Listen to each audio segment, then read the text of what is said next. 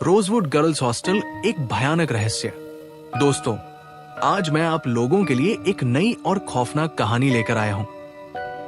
क्या आपने कभी सोचा है कि अतीत की अधूरी कहानियां हमें छोड़ती नहीं, बल्कि एक साए की तरह हमारे आसपास घूमती रहती हैं? क्या हो अगर एक जगह अपने अंदर सालों पुराना डर, दर्द और बदला समेटे बैठी हो? ये कहानी है नेहा की, जिसने कभी सोचा भी नहीं था कि एक हॉस्टल में रहने का फैसला उसकी जिंदगी का सबसे भयानक अनुभव बन जाएगा। अंधेरे में छिपी परछाइयां, रहस्यमयी आवाजें और वो डरावनी सच्चाई जिसे कभी उजाले में नहीं लाया गया। रोजवुड गर्ल्स हॉस्टल में कुछ तो था जो अब भी जिंदा था। जैसे जैसे नेहा गहरे उतरती गई, उसे एहसास हुआ कि ये सिर्फ एक भूतिया जगह नहीं, बल्कि एक श्रापित जमीन थी जो अतीत की अधूरी कहानियों को जिंदा रखने के लिए तैयार थी। उसकी हर सांस के साथ खतरा बढ़ता गया और हर कदम के साथ मौत करीब आती गई। क्या नेहा इस श्राप से खुद को और अपने दोस्तों को बचा पाएगी, या फिर ये हॉस्टल हमेशा के लिए उसकी कब्र बन जाएगा? तो चलिए डर की इस रोमांचक यात्रा को शुरू करते हैं और जानते हैं रोजवुड गर्ल्स हॉस्टल की खौफनाक सच्चाई। अगर आप हॉरर स्टोरीज के शौकीन हैं, तो इस वीडियो को पूरा देखें और अपने अनुभव कमेंट में जरूर बताएं। रोजवुड की परछाइयां। ठंडी धुंध से भरी शाम ने रोजवुड गर्ल्स हॉस्टल की पुरानी पत्थर की इमारत को अपने घेरे में ले लिया था। यह हॉस्टल एक सुनसान पहाड़ी की चोटी पर स्थित था और ऐसा लगता था जैसे ये किसी भूले बिसरे समय की निशानी हो। इमारत ऊंची थी, जिसकी दीवारें धीरे धीरे टूट रही थी, मानो बीते दशकों के रहस्यों को फुसफुसा रही हो। नेहा वर्मा, एक युवा और जोशीली कॉलेज छात्रा, अपने दिल की तेज धड़कनों को महसूस कर सकती थी जब वो हॉस्टल के विशाल गेट के करीब पहुंची। हवा में अजीब सा तनाव था और ढलता सूरज ऐसी लंबी परछाइयां बना रहा था जैसे कोई अनदेखी शक्ति अपनी बाहें फैला रही हो। हमारी इस छोटी सी दुनिया में तुम्हारा स्वागत है, साक्षी मेहरा, उसकी रूममेट और सबसे करीबी दोस्त, ने हल्की मुस्कान के साथ कहा। यह पुराना जरूर है, लेकिन ज्यादातर समय सुरक्षित ही रहता है। साक्षी हल्की घबराई हुई लग रही थी। उसके हाथ कांप रहे थे जब उसने अपना बैग ठीक किया। इस जगह की बातों पर ध्यान मत देना, ये सब बेकार की बातें हैं। मैंने इससे भी बुरी जगहों पर रहा है। नेहा हल्का सा हंसी, ये सोचते हुए कि उसे जो बेचैनी महसूस हो रही थी वो बस उसका वहम था। तुम और तुम्हारी भूतों की कहानियां, साक्षी। दोनों दोस्त संकरे हल्के से अंधेरे गलियारे से होकर अपने कमरे की ओर बढ़ी। लकड़ी का फर्श उनके कदमों के नीचे चरमरा उठा और उसकी आवाज दीवारों से टकराकर गूंज उठी। टिमटिमाती हुई लाइट्स हल्की परछाइयां बना रही थी जो उनके साथ चलती हुई सी लग रही थी, मानो ये इमारत खुद जिंदा हो।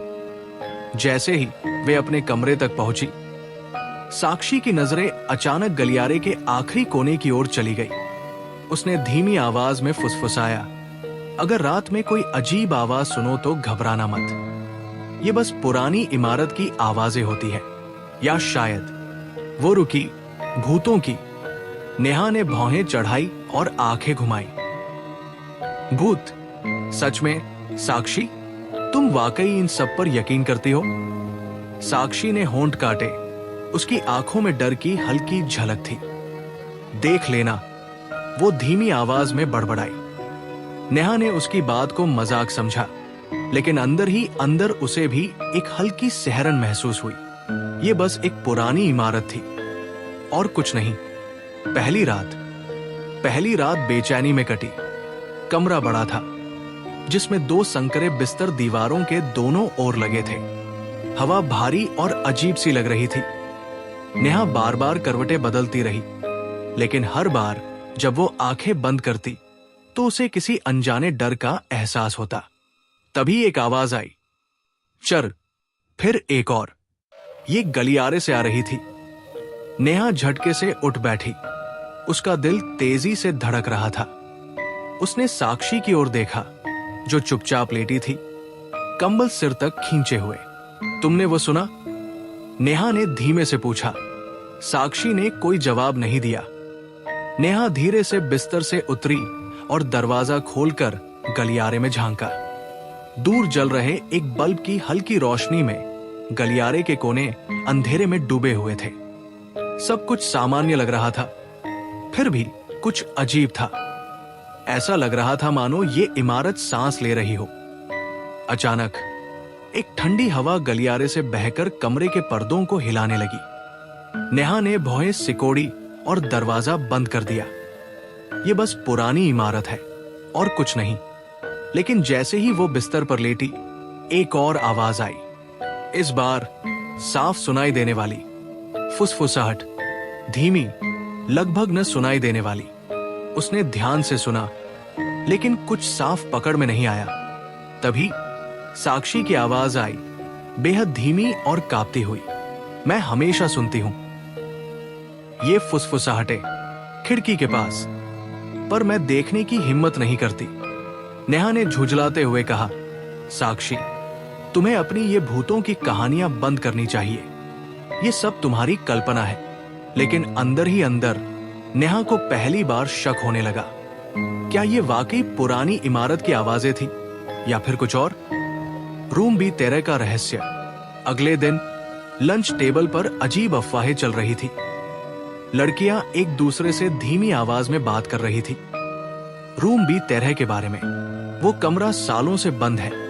एक लड़की ने डर से आंखें चौड़ी करते हुए कहा, कोई नहीं जानता क्यों, लेकिन वहां अजीब चीजें होती हैं।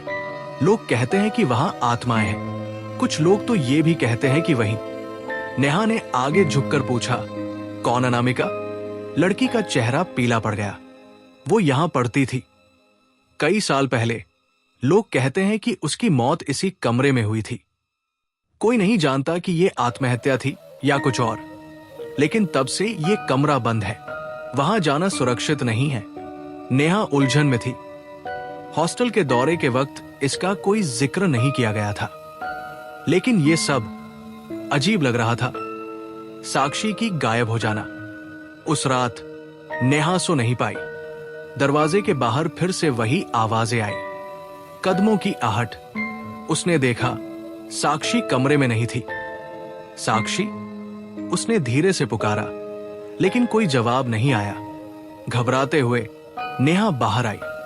पूरा हॉस्टल शांत था, जैसे कुछ अनहोनी होने वाली हो। दूसरी लड़कियां बस फुसफुसा रही थी। वो मिल जाएगी, एक लड़की ने धीमे से कहा, लेकिन अगर वो भी 13 के पास गई हो तो तुम समझ ही सकती हो। नेहा के दिल की धड़कन तेज हो गई। नहीं, ये सब सच नहीं हो सकता।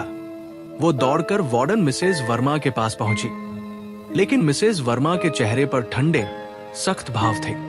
रूम बी 13 से दूर रहो, उनकी आवाज चेतावनी भरी थी। वही गलती मत करो जो दूसरों ने की थी। नेहा की आंखों में आंसू थे। लेकिन साक्षी कहाँ है? वो लापता है।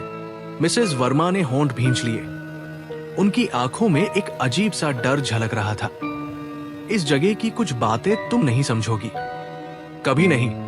रोजवुड हॉस्टल का रहस्य। लोग गायब हो जाते हैं, कुछ बातें दबी रहनी चाहिए। साक्षी की रहस्यमयी गुमशुदगी से नेहा अब तक उबर नहीं पाई थी। उसे लग रहा था कि हॉस्टल के अंदर कुछ न कुछ छिपा हुआ है। जितना वह सोचती, उतना ही लगता कि सारी अजीब घटनाएं रूम बी 13 से जुड़ी है। अगली सुबह नेहा ने ठान लिया कि वो सच का पता लगाएगी, अगर इसके लिए उसे रोजवुड हॉस्टल के अतीत का सामना करना पड़े तो भी सही। सूरज की किरणें जब खिड़की से अंदर आई तो नेहा की हिम्मत और बढ़ गई। अब डरने का कोई सवाल ही नहीं था। जब बाकी लड़कियां नई अफवाहों में मशगूल थी, नेहा चुपचाप अपने कमरे से बाहर निकल गई। वो धीरे धीरे गलियारे में बढ़ी। उसके कदमों की आवाज सुनसान दीवारों में गूंज रही थी। डर उसके भीतर कहीं छिपा था, लेकिन उसका इरादा अटल था। वो रूम बी 13 तक पहुंचना चाहती थी। रोजवुड हॉस्टल की दीवारें जैसे उसके चारों ओर सिमट रही थी। जैसे जैसे वो इमारत के अंदर गहराई में जाती, अंधेरा और गहराता जाता। चारों ओर गहरा सन्नाटा था। बस लकड़ी के फर्श की चरमराहट बीच बीच में सुनाई देती। जैसे ही वो गलियारे के अंतिम छोर पर पहुंची, वहां हल्का सा कोहरा था। एक अजीब सा बोझ उसके सीने पर महसूस हुआ। रूम बी 13 का दरवाजा उसके सामने था, पुराना, जंग लगे कब्जों वाला, और उस पर धुंधले हो चुके अंकों में नंबर लिखा था। नेहा का हाथ कांपते हुए दरवाजे के ठंडे हैंडल पर पहुंचा।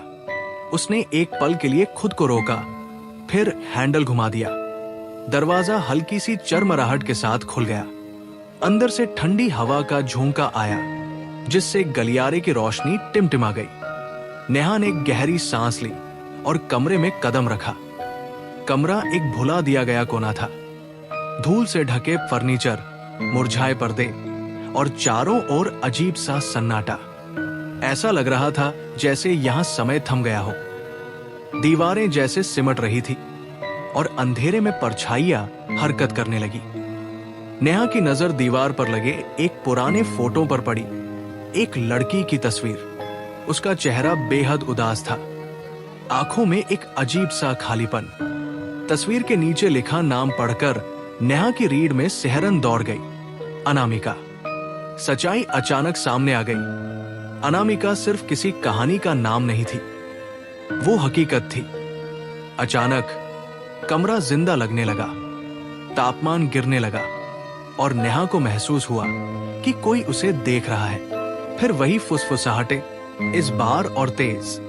वे उसके चारों ओर घूम रही थी, लेकिन शब्द साफ नहीं हो रहे थे। उसका दिमाग तेजी से दौड़ने लगा। अनामिका के साथ क्या हुआ था? डॉक्टर अभय राठौर की एंट्री। नेहा को समझ आ गया कि अकेले उसे ये रहस्य सुलझाना मुश्किल होगा। तभी उसे डॉक्टर अभय राठौर के बारे में पता चला, एक प्रसिद्ध भूत प्रेत विशेषज्ञ जिन्होंने पहले भी ऐसे मामलों को सुलझाया था।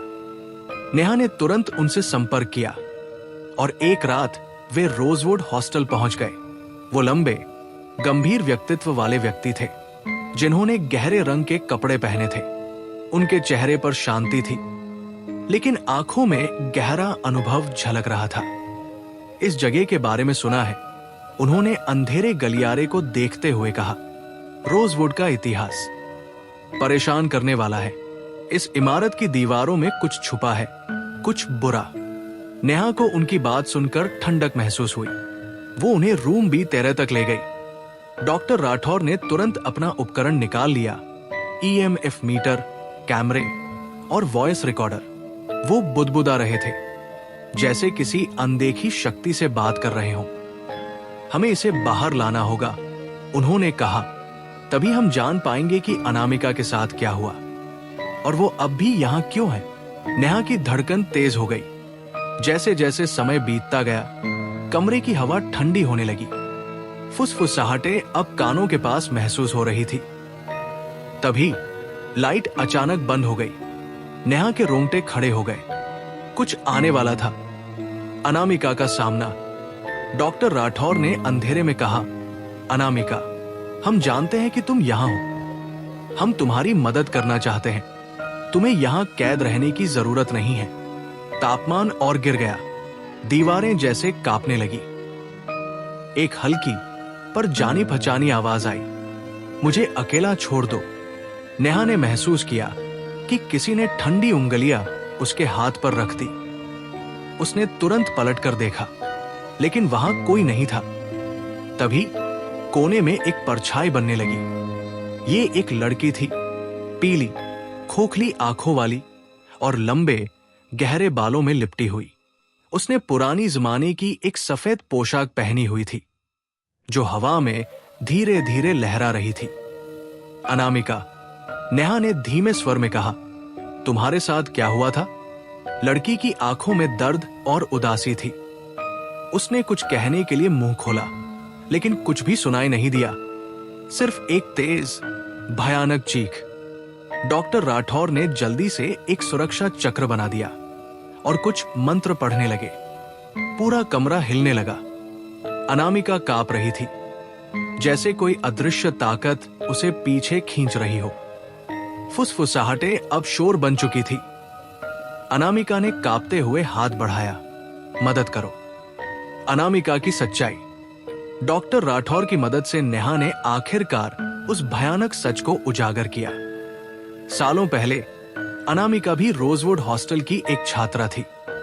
वो शांत स्वभाव की, पढ़ाई में तेज लड़की थी जिसे सब पसंद करते थे। लेकिन फिर अचानक सब बदल गया। एक राज जो छुपा था। अनामिका हॉस्टल के एक पॉपुलर लड़के के करीब जाना चाहती थी। उनका रिश्ता सीक्रेट था, जिसके बारे में कोई और नहीं जानता था। जब वार्डन मिसेस वर्मा को उनके रिश्ते के बारे में पता चला तो अनामिका को सभी से अलग कर दिया गया। उसे पूरे स्कूल के सामने शर्मिंदा किया गया और उसके बारे में कई अफवाहें फैलाई गई कि वह किसी स्कैंडल में फंसी थी।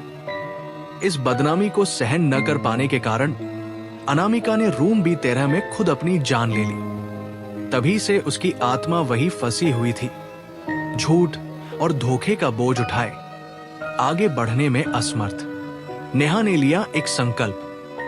सच्चाई जानकर नेहा का दिल टूट गया। उसने ठान लिया कि वो अनामिका की आत्मा को मुक्त करेगी। इसके लिए उसे सच सबके सामने लाना था। ये सच कि अनामिका के साथ असल में क्या हुआ था और मिसेस वर्मा की उसमें क्या भूमिका थी। नेहा और डॉक्टर राठौर ने मिसेस वर्मा का सामना किया। वो ठंडी और चालाक महिला थी जिसने इस सच को दबाने की पूरी कोशिश की थी।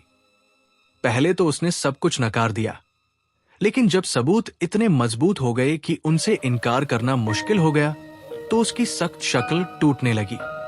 अब सच सबके सामने था। हॉस्टल पर छाया अंधेरा हटने लगा। ठंडक कम हो गई और रहस्यमयी फुसफुसाहटें भी बंद हो गई। नेहा रूम B13 के सामने खड़ी थी। अंदर से दरवाजा हल्के से खुला और एक मध्यम रोशनी कमरे में फैली। अनामिका की आत्मा फिर दिखाई दी। इस बार उसकी आंखों में दुख की जगह शांति थी। Thank you. सुबह की पहली किरण पहाड़ियों को छूते ही अनामिका की आत्मा धुंध में विलीन हो गई। सच का असर इसके बाद के दिन नेहा के लिए किसी धुंधले सपने जैसे थे। वो न सो पा रही थी, न कुछ खा पा रही थी। हॉस्टल में गूंजने वाली फुसफुसाहटें अब भी उसके कानों में सुनाई देती थी। तापमान भले ही सामान्य हो गया था, पर उसके अंदर एक बेचैनी बनी हुई थी, जैसे कोई अब भी उसे देख रहा हो। एक रात जब वो कॉमन रूम में किताब लिए बैठी थी, दो लड़कियों की बातें सुनकर चौंक गई। तुमने सुना? वार्डन के ऑफिस में एक नई लड़की आई है। हाँ, कहते हैं वो पहले भी किसी हॉस्टल में थी। वहां भी उसके नाम पर कोई स्कैंडल हुआ था। नेहा का दिमाग तेजी से काम करने लगा। मिसेस वर्मा हमेशा से सख्त थी, लेकिन इन लड़कियों की बातें कुछ अलग ही इशारा कर रही थी। मुझे लगता है मिसेस वर्मा ने बहुत बड़ा कुछ छिपाया है, दूसरी लड़की ने डरते हुए कहा। लोग कहते हैं कि अनामिका की मौत के पीछे उन्हीं का हाथ था। हॉस्टल नहीं चाहता था कि ये सच बाहर आए। अब नेहा को यकीन हो गया था, मिसेस वर्मा को बेनकाब करना ही होगा। लेकिन कैसे? वो एक मजबूत दीवार की तरह थी, जिस पर किसी बात का असर नहीं होता था। रात का सामना। कुछ दिन बीतते ही नेहा को हॉस्टल किसी जेल की तरह लगने लगा।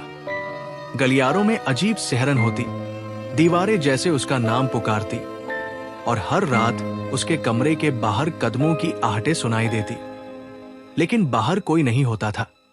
एक रात नेहा ने खुद इस रहस्य की जांच करने का फैसला किया। टॉर्च हाथ में लेकर वो हॉस्टल के सबसे अंधेरे हिस्से की ओर बढ़ी। चलते चलते वो फिर से रूम B13 के सामने आ खड़ी हुई। दरवाजा थोड़ा खुला था, अंदर से ठंडी हवा बाहर आ रही थी। उसने हिम्मत जुटाई और धीरे से दरवाजा धकेला। अंदर वही पुराना सुनसान कमरा था, लेकिन इस बार माहौल और भारी लग रहा था, जैसे पूरा कमरा सांस रोककर खड़ा हो। जैसे ही नेहा ने कदम रखा, उसके कानों में एक हल्की सरसराहट सुनाई दी। तुम्हें यहां नहीं आना चाहिए था। नेहा तेजी से मुड़ी, पर वहां कोई नहीं था। अचानक दरवाजा जोर से बंद हो गया। तेज आवाज से कमरा गूंज उठा। नेहा का दिल तेजी से धड़कने लगा। उसकी टॉर्च हल्का हल्का झपकने लगी। और फिर कमरे के अंधेरे कोने से एक सफेद परछाई उभरी, फीकी और भूतिया, चेहरा दुख और गुस्से से भरा हुआ। वो अनामिका थी। नेहा वही जमी रह गई। वो जानती थी कि ऐसा हो सकता है, लेकिन अनामिका की आत्मा को इतने करीब से देखना, ये अलग ही अनुभव था। सफेद कपड़े फटे हुए थे, लंबे काले बाल चेहरे पर झूल रहे थे और आंखें खोखली लग रही थी। मुझे अकेला छोड़ दो, अनामिका की आवाज दर्द से भरी हुई थी। उन्होंने झूठ बोला, उन्होंने मुझे मार डाला। नेहा के दिल में अजीब सी तकलीफ उठी। वो अनामिका की आत्मा के दुख को महसूस कर सकती थी। कमरे में उसकी मौजूदगी भारी हो रही थी, जैसे कोई अदृश्य ताकत नेहा को निगलने की कोशिश कर रही हो। मैं मदद करने आई हूं, नेहा ने धीरे से कहा और एक कदम आगे बढ़ाया। बताओ, क्या हुआ था? किसने तुम्हारे साथ ये किया? अनामिका की परछाई हल्की पड़ने लगी, जैसे वो धीरे धीरे मिट रही हो। मैं प्यार में थी, उसकी आवाज कांप रही थी। मैंने उन पर भरोसा किया था, लेकिन उन्होंने धोखा दिया। उन्होंने मुझे इस गलती की सजा दी। मैंने नहीं किया। नेहा का दिमाग तेजी से दौड़ने लगा। कौन था जिसने तुम्हारे साथ ये किया? अनामिका की परछाई कांप उठी, जैसे वो कुछ पकड़ने की कोशिश कर रही हो, लेकिन उसके हाथ हवा में से गुजर गए। Warden, Mrs Verma. वो बुदबुदाई। उसे सब पता था। वो मुझसे नफरत करती थी क्योंकि मैं खुश थी। मैं यहां से जाने वाली थी, लेकिन उन्होंने वो मौका छीन लिया। नेहा की आंखें आश्चर्य से फैल गई। अनामिका की मौत के पीछे मिसेस वर्मा का हाथ था, लेकिन क्यों? क्या ये सिर्फ एक निषिद्ध रिश्ते की वजह से था, या फिर कोई और भी गहरी साजिश थी? अचानक कमरा नेहा पर सिकुड़ने लगा, दीवारें हिलने लगी और तापमान एकदम से गिर गया। अनामिका की आत्मा ने एक दर्द से भरी चीख निकाली। तुम्हें उन्हें बेनकाब करना होगा। सच बताओ, मुझे मुक्त करो। इस बुरे सपने को हमेशा के लिए खत्म करने के संकल्प के साथ नेहा हॉस्टल लौट आई। उसे मिसेस वर्मा को सबके सामने लाना था, लेकिन पहले उसे सबूत इकट्ठा करने थे। अगले कुछ दिनों तक नेहा ने सुराग जोड़ने की कोशिश की। उसने उन कुछ लड़कियों से बात की जो अनामिका की मौत से पहले की घटनाओं की गवाह थी। धीरे धीरे उसे मिसेस वर्मा की क्रूरता का असली रूप समझ में आया। वार्डन ने न केवल अनामिका को उसके रिश्ते के बारे में चुप रहने के लिए मजबूर किया था, बल्कि उसके खिलाफ झूठी अफवाहें भी फैलाई थी, जिससे वो अकेली और कमजोर महसूस करने लगी थी। एक रात नेहा ने तय कर लिया कि अब वार्डन का सामना करने का समय आ गया है। मिसेस वर्मा अपने ऑफिस में थी। दरवाजा बंद था। नेहा ने तेजी से दरवाजा खटखटाया। उसका दिल तेजी से धड़क रहा था। उसके पास हर सबूत था। दरवाजा खुला और मिसेस वर्मा की ठंडी आंखें उस पर टिक गई। कुछ पल के लिए माहौल में भारी तनाव छा गया। क्या बात है, नेहा? मिसेस वर्मा ने सख्त आवाज में पूछा। नेहा ने आगे बढ़कर कुछ कागजात और तस्वीरें दिखाई। वे सबूत जो अनामिका की कहानी को सही साबित करते थे। मुझे पता है आपने क्या किया। मुझे सच पता चल गया है। आपने उसे मार डाला और मैं सबको ये बताने वाली हूं। मिसेस वर्मा का चेहरा सफेद पड़ गया। उनके होंठ कांपने लगे और एक पल के लिए उनकी कठोरता टूट गई। तुम समझ नहीं रही हो, उन्होंने कहना चाहा, लेकिन नेहा ने उन्हें रोक दिया। अब आप सच छुपा नहीं सकती, नेहा ने कहा। अनामिका को न्याय मिलना चाहिए। अगले कुछ दिनों में मिसेस वर्मा की करतूतें सबके सामने आ गई। पुलिस ने जांच शुरू की और अंततः वार्डन को गिरफ्तार कर लिया गया। उनके सालों की क्रूरता और झूठ का पर्दाफाश हो गया। जब अंधेरा हॉस्टल से हटने लगा तो नेहा कमरे भी 13 में वापस गई। उसे पहली बार एक शांति का एहसास हुआ।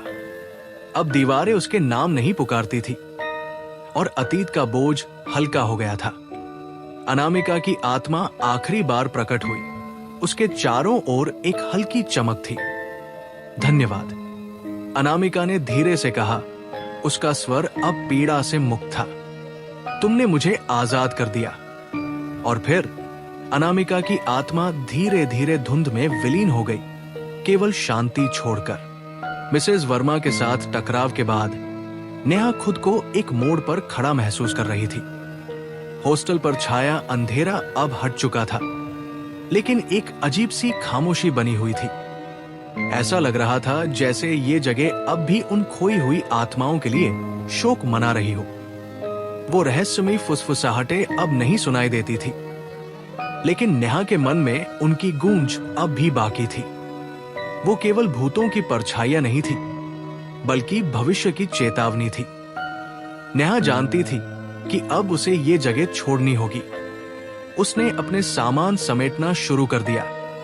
अनामिका की आत्मा को न्याय मिल चुका था, मिसेस वर्मा की सच्चाई सामने आ चुकी थी, लेकिन फिर भी हॉस्टल में कुछ ऐसा था जो अब भी सांसें रोककर इंतजार कर रहा था। एक दिन दोपहर में जब वो अपने सामान पैक कर रही थी, उसके दरवाजे के नीचे से एक चिट्ठी सरकाई गई। ये डॉक्टर राठौर की थी, वही पैरानॉर्मल एक्सपर्ट जिन्होंने उसे सच जानने में मदद की थी। नेहा, एक आखिरी बात जो तुम्हें जाननी चाहिए। तुम सोच रही होगी कि अनामिका की मौत का सच सामने आ चुका है, लेकिन रोजवुड में अब भी कुछ बहुत गहरा और भयानक छुपा हुआ है। ये सिर्फ अनामिका की आत्मा का घर नहीं था, बल्कि उन सभी की आत्माओं का जिन्होंने यहाँ पीड़ा सही है। इस हॉस्टल की जमीन में और भी राज दफन है, जितना तुम सोच सकती हो।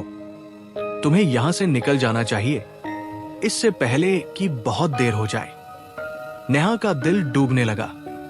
क्या हॉस्टल में अब भी कोई रहस्य बाकी था? क्या कोई और बुराई अब भी छुपी हुई थी जो सही समय का इंतजार कर रही थी? शाम ढलते ही नेहा हॉस्टल के पुराने विशाल दरवाजे के सामने खड़ी थी। वो जगह जो कभी उसके लिए डर का दूसरा नाम थी, अब एक भूली बिसरी याद जैसी लग रही थी। वो मुड़कर जाने ही वाली थी कि एक जानी पहचानी आवाज ने उसे रोक लिया। नेहा ने झटके से पलटकर देखा। सामने साक्षी खड़ी थी। उसका चेहरा उतरा हुआ था और उसकी आंखों में डर झलक रहा था।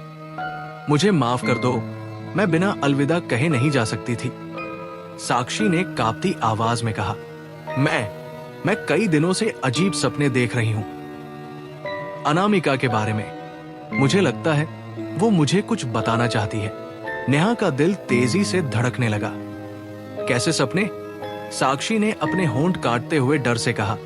मैं उसे बार बार देखती हूं, लेकिन अब वो वैसी नहीं है जैसी पहले थी।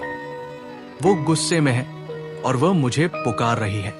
मेरे सपने में मैं भागने की कोशिश करती हूं, लेकिन वो मुझे पीछे खींच लेती है। मैं बच नहीं पाती। सांस लो। नेहा की छाती कस गई। डॉक्टर राठौर के पत्र की चेतावनी उसके दिमाग में गूंज उठी। रोजवुड हॉस्टल का रहस्य गहरा था। यह खत्म नहीं हुआ था, अभी नहीं। साक्षी, हमें वापस जाना होगा, नेहा ने दृढ़ता से कहा। हमें इसे पूरा करना होगा। कुछ न कुछ छूट गया है। उस रात जब हॉस्टल की दीवारों पर शाम का अंधेरा गहराने लगा, नेहा और साक्षी फिर से कमरे भी तरह की ओर बढ़ी। वो कमरा जो पीड़ा और दुख का केंद्र था। हफ्तों से हिम्मत जुटाने के बावजूद नेहा के भीतर एक अजीब डर समा गया था। लंबी अंधेरी गलियों से गुजरते हुए उसके रोंगटे खड़े हो गए।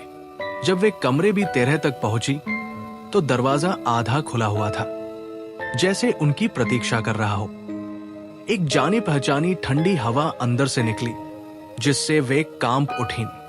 नेहा ठिठकी, लेकिन साक्षी ने कांपते हाथों से दरवाजा आगे धकेल दिया। कमरा अजीब सी चुप्पी में डूबा था, जैसे वो भी सांस रोककर खड़ा हो।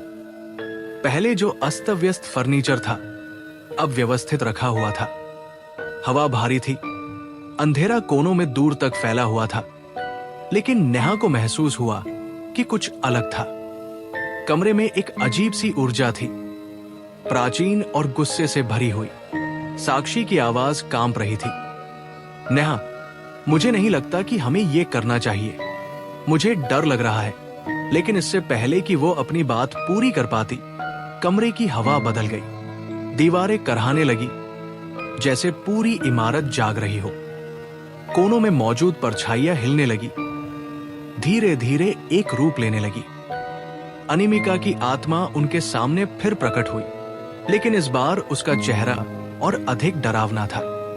उसके भाव ट्विस्टेड थे, उसकी आंखों में क्रोध चल रहा था। उसकी आवाज में अब केवल दुख ही नहीं, बल्कि एक अलौकिक आक्रोश भी था।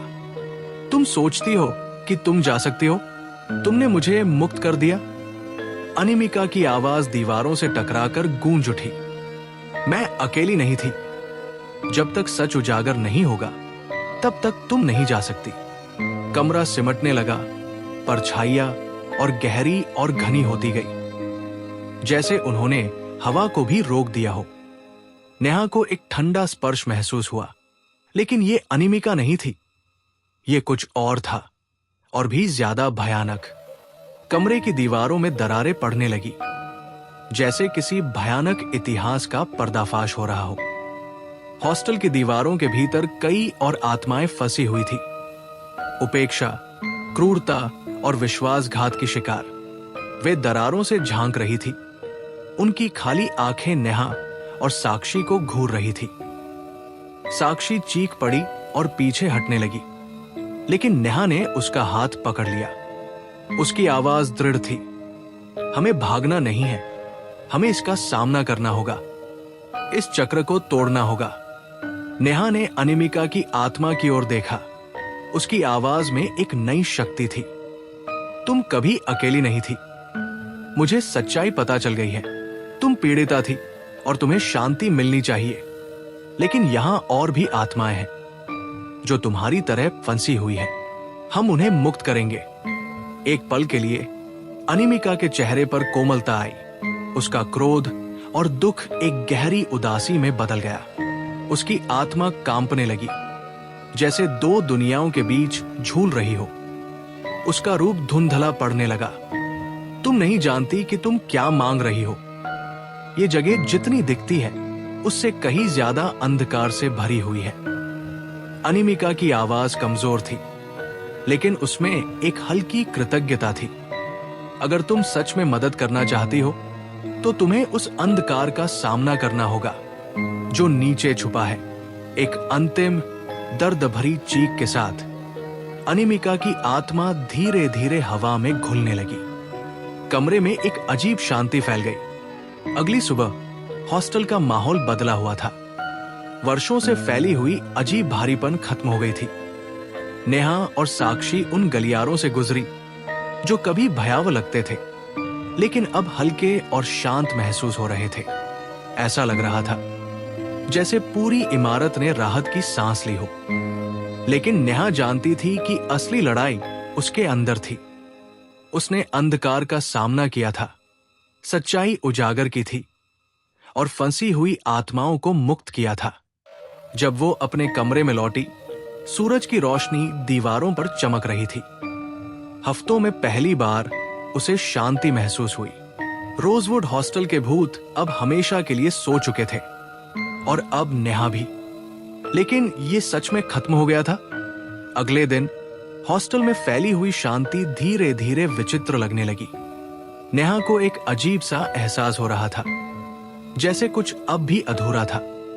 ऐसा लग रहा था जैसे हॉस्टल वर्षों से अपनी सांस रोके खड़ा था, और अब शाप के खत्म होने के बाद वो अपनी अंतिम धीमी और दर्द भरी सांस छोड़ रहा था। लेकिन ये वो शांति नहीं थी जिसकी नेहा ने उम्मीद की थी। सूर्यास्त के समय नेहा और साक्षी एक बार फिर हॉस्टल के उन निषिद्ध गलियारों की ओर बढ़ी। उन्होंने सोचा था कि हॉस्टल बदल चुका है, लेकिन नेहा के दिल में एक अनकहा डर था। क्या वास्तव में शांति आ गई थी, या आत्माएं बस दीवारों में समा गई थी, सही समय का इंतजार कर रही थी? जैसे ही वे पुराने निषिद्ध मंजिलों की ओर बढ़ी, ठंडक बढ़ने लगी। ऊपर जलती हुई रोशनी झपकने लगी, और फर्श की टूटी हुई टाइलों पर पड़ती परछाइयां अजीब तरह से हिलने लगी, जैसे उनके नीचे कुछ सरक रहा हो। अचानक एक तेज हवा के झोंके ने खिड़कियों को जोर से बंद कर दिया और दीवारों से एक गहरी गूंज निकली, जैसे पूरी इमारत जिंदा हो गई हो। नेहा ने घबराकर साक्षी का हाथ पकड़ा। हमें अभी यहां से निकलना होगा। लेकिन जैसे ही वो मुड़ी, उसने सुना एक फुसफुसाहट, धीमी लेकिन धीरे धीरे तेज होती हुई। नेहा, साक्षी, रुको। ये आवाज अनामिका की नहीं थी। ये अलग थी, हल्की और डरावनी, जैसे उन्हें रुकने के लिए बुला रही हो, हॉस्टल के और गहरे हिस्से में जाने के लिए। तापमान और गिर गया, हवा भारी हो गई। तुमने सुना? साक्षी ने फुसफुसाते हुए कहा। उसका चेहरा पीला पड़ गया था, जैसे वो आवाज के स्रोत को खोज रही हो। नेहा ने सिर हिलाया। उसका दिल तेजी से धड़क रहा था। हमें यहां से निकलना होगा, साक्षी। कुछ ठीक नहीं लग रहा। लेकिन इससे पहले कि वे कोई कदम उठा पाते, गलियारे की लाइट्स तेजी से झपकने लगी और दीवारें कंपन करने लगी।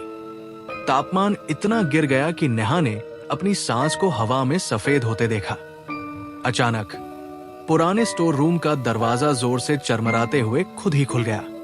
अंदर की हवा भारी थी, जैसे कोई दुष्ट शक्ति वहां मौजूद हो। कमरे के अंदर की परछाइयां लंबी, टेढ़ी मेढ़ी हो रही थी। नेहा को महसूस हुआ कि कोई उसे अंदर बुला रहा है। साक्षी ने नेहा का हाथ कसकर पकड़ लिया। मुझे वहां नहीं जाना, नेहा। लेकिन नेहा का शरीर मानो उसकी बात नहीं मान रहा था। कोई अदृश्य शक्ति उसे सच जानने के लिए मजबूर कर रही थी। वो धीरे धीरे कमरे के अंदर चली गई।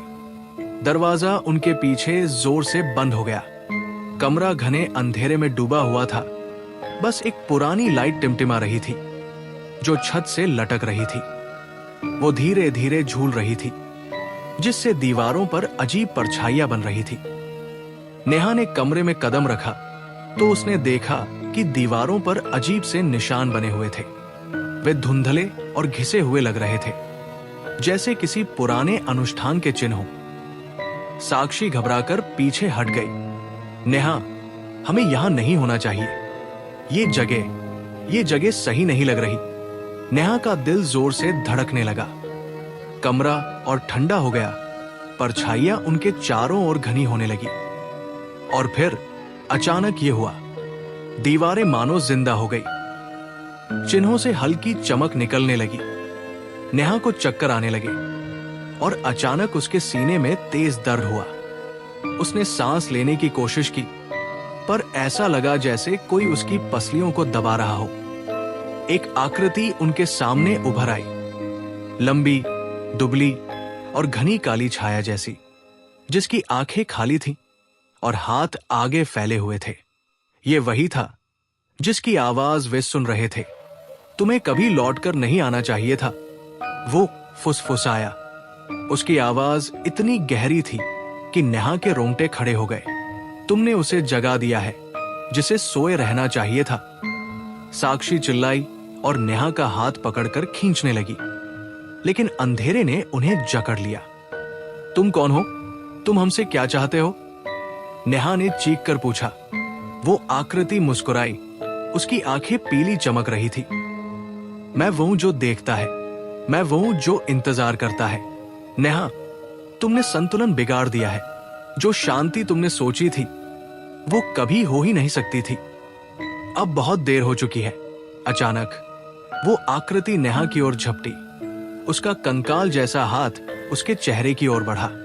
नेहा ने अपनी आंखें बंद कर ली, लेकिन जैसे ही वो हाथ उसे छूने वाला था, एक तेज उजाला दरवाजे से निकला। कमरे में गर्माहट भर गई। आकृति दर्द से चिल्लाई और उसकी परछाई टूटने लगी। दीवारों से निकलती चीखें अंधेरे के साथ गायब हो गई। वो आकृति मिट गई और कमरा फिर से शांत हो गया। साक्षी घबराकर नेहा से लिपट गई। ये क्या था? ये सब क्या हुआ? नेहा ने सिर हिलाया। उसकी खुद की सांसें अटक रही थी। मुझे नहीं पता, लेकिन मुझे लगता है कि हमने अब असली सच देख लिया है। रोजवुड हॉस्टल ये सिर्फ आत्माओं से भरा नहीं था। यहाँ कुछ और था, कुछ ज्यादा पुराना और ज्यादा खतरनाक। अगले दिन नेहा और साक्षी हॉस्टल के प्रशासनिक कार्यालय में गई, रोजवुड के इतिहास की सच्चाई जानने के लिए। वार्डन का पुराना दफ्तर अब वीरान पड़ा था, लेकिन उसकी ठंडक पहले जैसी ही थी। पुरानी टेबल की दराज में उन्हें आखिरी सुराग मिला एक पुरानी घिसी पिटी डायरी। ये डायरी रोजवुड हॉस्टल के पहले संस्थापक की थी, जिसमें एक अनुष्ठान का जिक्र था। ये अनुष्ठान जमीन की शक्तियों को वश में करने के लिए किया गया था, लेकिन ये बुरी तरह गलत हो गया। उन्होंने अंधेरे को कैद करने के बजाय उसे जगा दिया था। नेहा ने कांपते हाथों से डायरी के अंतिम शब्द पढ़े। हमने जो श्राप इस जमीन पर डाला है वो तब तक खत्म नहीं होगा जब तक ये सभी को अपने अंदर नहीं समा लेता। कोई भी रोजवुड से बिना कीमत चुकाए नहीं जा सकता। नेहा ने डायरी बंद कर दी। उनका दिमाग तेजी से काम कर रहा था। ये सिर्फ अनामिका की आत्मा नहीं थी जिसे उन्होंने मुक्त किया था, उन्होंने उस मुहर को भी तोड़ दिया था जो रोजवुड के नीचे सोए पड़े अंधकार को रोके हुए थी। उन्होंने कुछ ऐसा जगा दिया था जो सदियों से सोया हुआ था, कुछ ऐसा जो वे कभी समझ भी नहीं सकते थे। अंतिम भाग, अंधकार का अंत। सूरज ढल चुका था, अपनी आखिरी रोशनी से कैंपस को एक रहस्यमयी आभा दे रहा था। रोजवुड हॉस्टल अब पहले जैसा सुरक्षित नहीं लग रहा था। शरण, इसकी दीवारें दरारों से भरी हुई थी, पपड़ी छूट रही थी, खिड़कियां सालों के दुख और पीड़ा से अंधेरी हो चुकी थी। लेकिन नेहा और साक्षी अब डर नहीं रही थी। उन्होंने अंधकार का सामना किया था और भले ही वो उन्हें लगभग निगल चुका था, लेकिन उन्होंने उसे जीतने नहीं दिया। जब नेहा ने आखिरी बार रोजवुड हॉस्टल की तरफ देखा तो उसे एहसास हुआ कि अंधकार अब धीरे धीरे मिट रहा था। साए, जो अब भी मौजूद थे, उतने शक्तिशाली नहीं लग रहे थे। आत्माएं भी जैसे आगे बढ़ रही थी। पजल का आखिरी टुकड़ा अब जुड़ चुका था। रोजवुड हॉस्टल की असली शक्ति उजागर हो चुकी थी और अंधकार सबके सामने था। लेकिन इसके साथ ही एक अनपेक्षित राहत भी आई। वो शांति जिसका वर्षों से इंतजार था, अब धीरे धीरे बसने लगी थी। नेहा खिड़की के पास खड़ी थी। उसकी नजरें दूर क्षितिज पर थी, जहां सूरज ढल रहा था। रोजवुड हॉस्टल, जो कभी रहस्यों से भरा था, अब एक शापित जगह की तरह महसूस हो रहा था। इसकी ईंटें वर्षों के दर्द, राज और बेचैन आत्माओं से काली पड़ चुकी थी। वो महसूस कर सकती थी कि अतीत का बोझ अभी भी यहां दबाव बना रहा था। इसकी गूंज हॉस्टल की हर ईंट में समाई थी। उसके पास खड़ी साक्षी विचारों में खोई हुई थी। मुझे यकीन नहीं हो रहा कि ये सब आखिरकार खत्म हो गया, उसने फुसफुसाते हुए कहा। लेकिन नेहा के मन में अभी भी संदेह था। बेचैनी का एहसास अब भी हवा में था, भारी और दबाव भरा, जैसे हॉस्टल अभी भी अपनी सांस रोके खड़ा हो। और तभी कुछ बदला। नेहा के कानों में एक हल्की फुसफुसाहट पहुंची। उसने झट से सिर घुमाया, लेकिन वहां कोई नहीं था। पहले वो आवाज एक धीमी सरसराहट जैसी थी, लेकिन फिर धीरे धीरे तेज हुई और शब्द साफ सुनाई देने लगे। तुम बच नहीं सकती। साक्षी ने घबराकर नेहा की ओर देखा। उसका चेहरा सफेद पड़ चुका था। क्या तुमने भी सुना? नेहा ने सिर हिलाया। उसका दिल तेजी से धड़कने लगा। हमें अभी यहां से जाना होगा। ये जगह हमें अब भी छोड़ने नहीं दे रही। फुसफुसाहटें और तेज होने लगी, इस बार चारों दिशाओं से आती हुई, जैसे कोई अदृश्य शक्ति उनके चारों ओर घूम रही हो। नेहा के शरीर में एक ठंडक सी दौड़ गई। ऐसा लग रहा था जैसे दीवारें खुद उनसे बातें कर रही थी। उनकी आवाजों में गहरी नफरत भरी थी। इसके पहले कि वे हिल भी पाती, उनके कमरे का दरवाजा जोर से बंद हो गया। खिड़कियां तेजी से हिलने लगी और रोशनी झपकने लगी, जिससे दीवारों पर लंबे डरावने साए बनने लगे। नीचे गलियारे से एक जोरदार धमाका सुनाई दिया। उसके बाद भारी कदमों की आहट, जो बहुत धीमी और अजीब थी, इंसानों जैसी नहीं। साक्षी ने नेहा का हाथ कसकर पकड़ लिया। ये क्या हो रहा है? हम यहां से क्यों नहीं जा सकते? नेहा ने दरवाजा खोलने की कोशिश की, लेकिन वो टस से मस नहीं हुआ। डर बढ़ने लगा। वे फंस चुकी थी। फुसफुसाहटें और तीव्र हो गई, पूरे कमरे में गूंजने लगी, दीवारों को हिलाने लगी। नेहा को अपने गले पर ठंडी उंगलियों जैसी कोई चीज रेंगती हुई महसूस हुई। कहीं भागने की जगह नहीं। नेहा, बहुत देर हो चुकी है। आवाज फुफकारते हुए उसके कानों में गूंजी। ये सिर्फ एक आवाज नहीं थी, बल्कि कई आवाजें थी, जो एक दूसरे से उलझकर एक भयानक समा बना रही थी। अचानक दीवारों में दरारें पड़ने लगी और उनके बीच से एक अंधेरा आकार उभरने लगा। नेहा ठिठक गई। उसकी आंखें डर से फैल गई। ये वही आकृति थी जिसे उसने पहले देखा था, जो स्टोरेज रूम में उसका पीछा कर रही थी। लेकिन इस बार वो पहले से कहीं ज्यादा स्पष्ट और ठोस थी। वो लंबी थी, झुकी हुई, और उसकी खोखली आंखें एक पीली भयावह रोशनी से चमक रही थी। वो धीरे धीरे आगे बढ़ी। उसके कदम भारी थे, जिससे पूरा कमरा जैसे कांप उठा। जिसे जागृत कर दिया गया है, उसे नष्ट नहीं किया जा सकता। वो फुसफुसाई, उसकी आवाज जैसे नाखून किसी पुरानी दीवार पर खुरच रहे हों। मैं इस जगह का रक्षक हूं, और अब तुम मेरी हो। नेहा पीछे हट गई। उसका शरीर डर से कांप रहा था। नहीं, तुम गलत हो। हमने इस श्राप को तोड़ दिया था। अनामिका अब आजाद है। आकृति की आंखें सिकुड़ गई और उसके चेहरे पर एक भयानक मुस्कान फैल गई। अनामिका तो बस शुरुआत थी। हां, तुमने उसे मुक्त किया, लेकिन इसके साथ ही तुमने दरवाजा खोल दिया, और अब इसकी कीमत तुम्हें चुकानी होगी। इसके पहले कि नेहा कुछ कर पाती, वो आकृति उस पर झपट पड़ी। उसकी लंबी हड्डियों जैसी उंगलियां उसकी ओर बढ़ी। नेहा चीख पड़ी और पीछे गिर गई। आकृति उसके ऊपर झुक गई। उसका भारी दबाव महसूस होने लगा। अचानक कमरे की रोशनी झपकी और पूरी तरह बुझ गई। अब पूरा कमरा घने अंधेरे में डूब चुका था। नेहा ने सुना वो आकृति चल रही थी। उसके कदम अब और तेज और बेचैन हो चुके थे, जैसे वो उसे ढूंढ रही हो। अचानक कमरे के बीच में एक उज्जवल रोशनी फूट पड़ी। नेहा ने अपनी आंखें ढक ली, लेकिन वो उसकी गर्माहट और शक्ति महसूस कर सकती थी। आकृति चिल्लाई, प्रकाश से पीछे हट गई। हमें अकेला छोड़ दो। नेहा ने पूरी ताकत से चिल्लाया। हम अब तुमसे नहीं डरते। प्रकाश और तीव्र हुआ, हर कोने में फैलने लगा, जैसे हर चीज को अपने में समा लेगा। आकृति चीखी, उसका शरीर टूटने लगा, लेकिन उसने हार नहीं मानी। वो रोशनी को अंधेरे में घसीटने की कोशिश करने लगी। नेहा, ये तुम हो। साक्षी ने चीखते हुए उसका हाथ पकड़ लिया।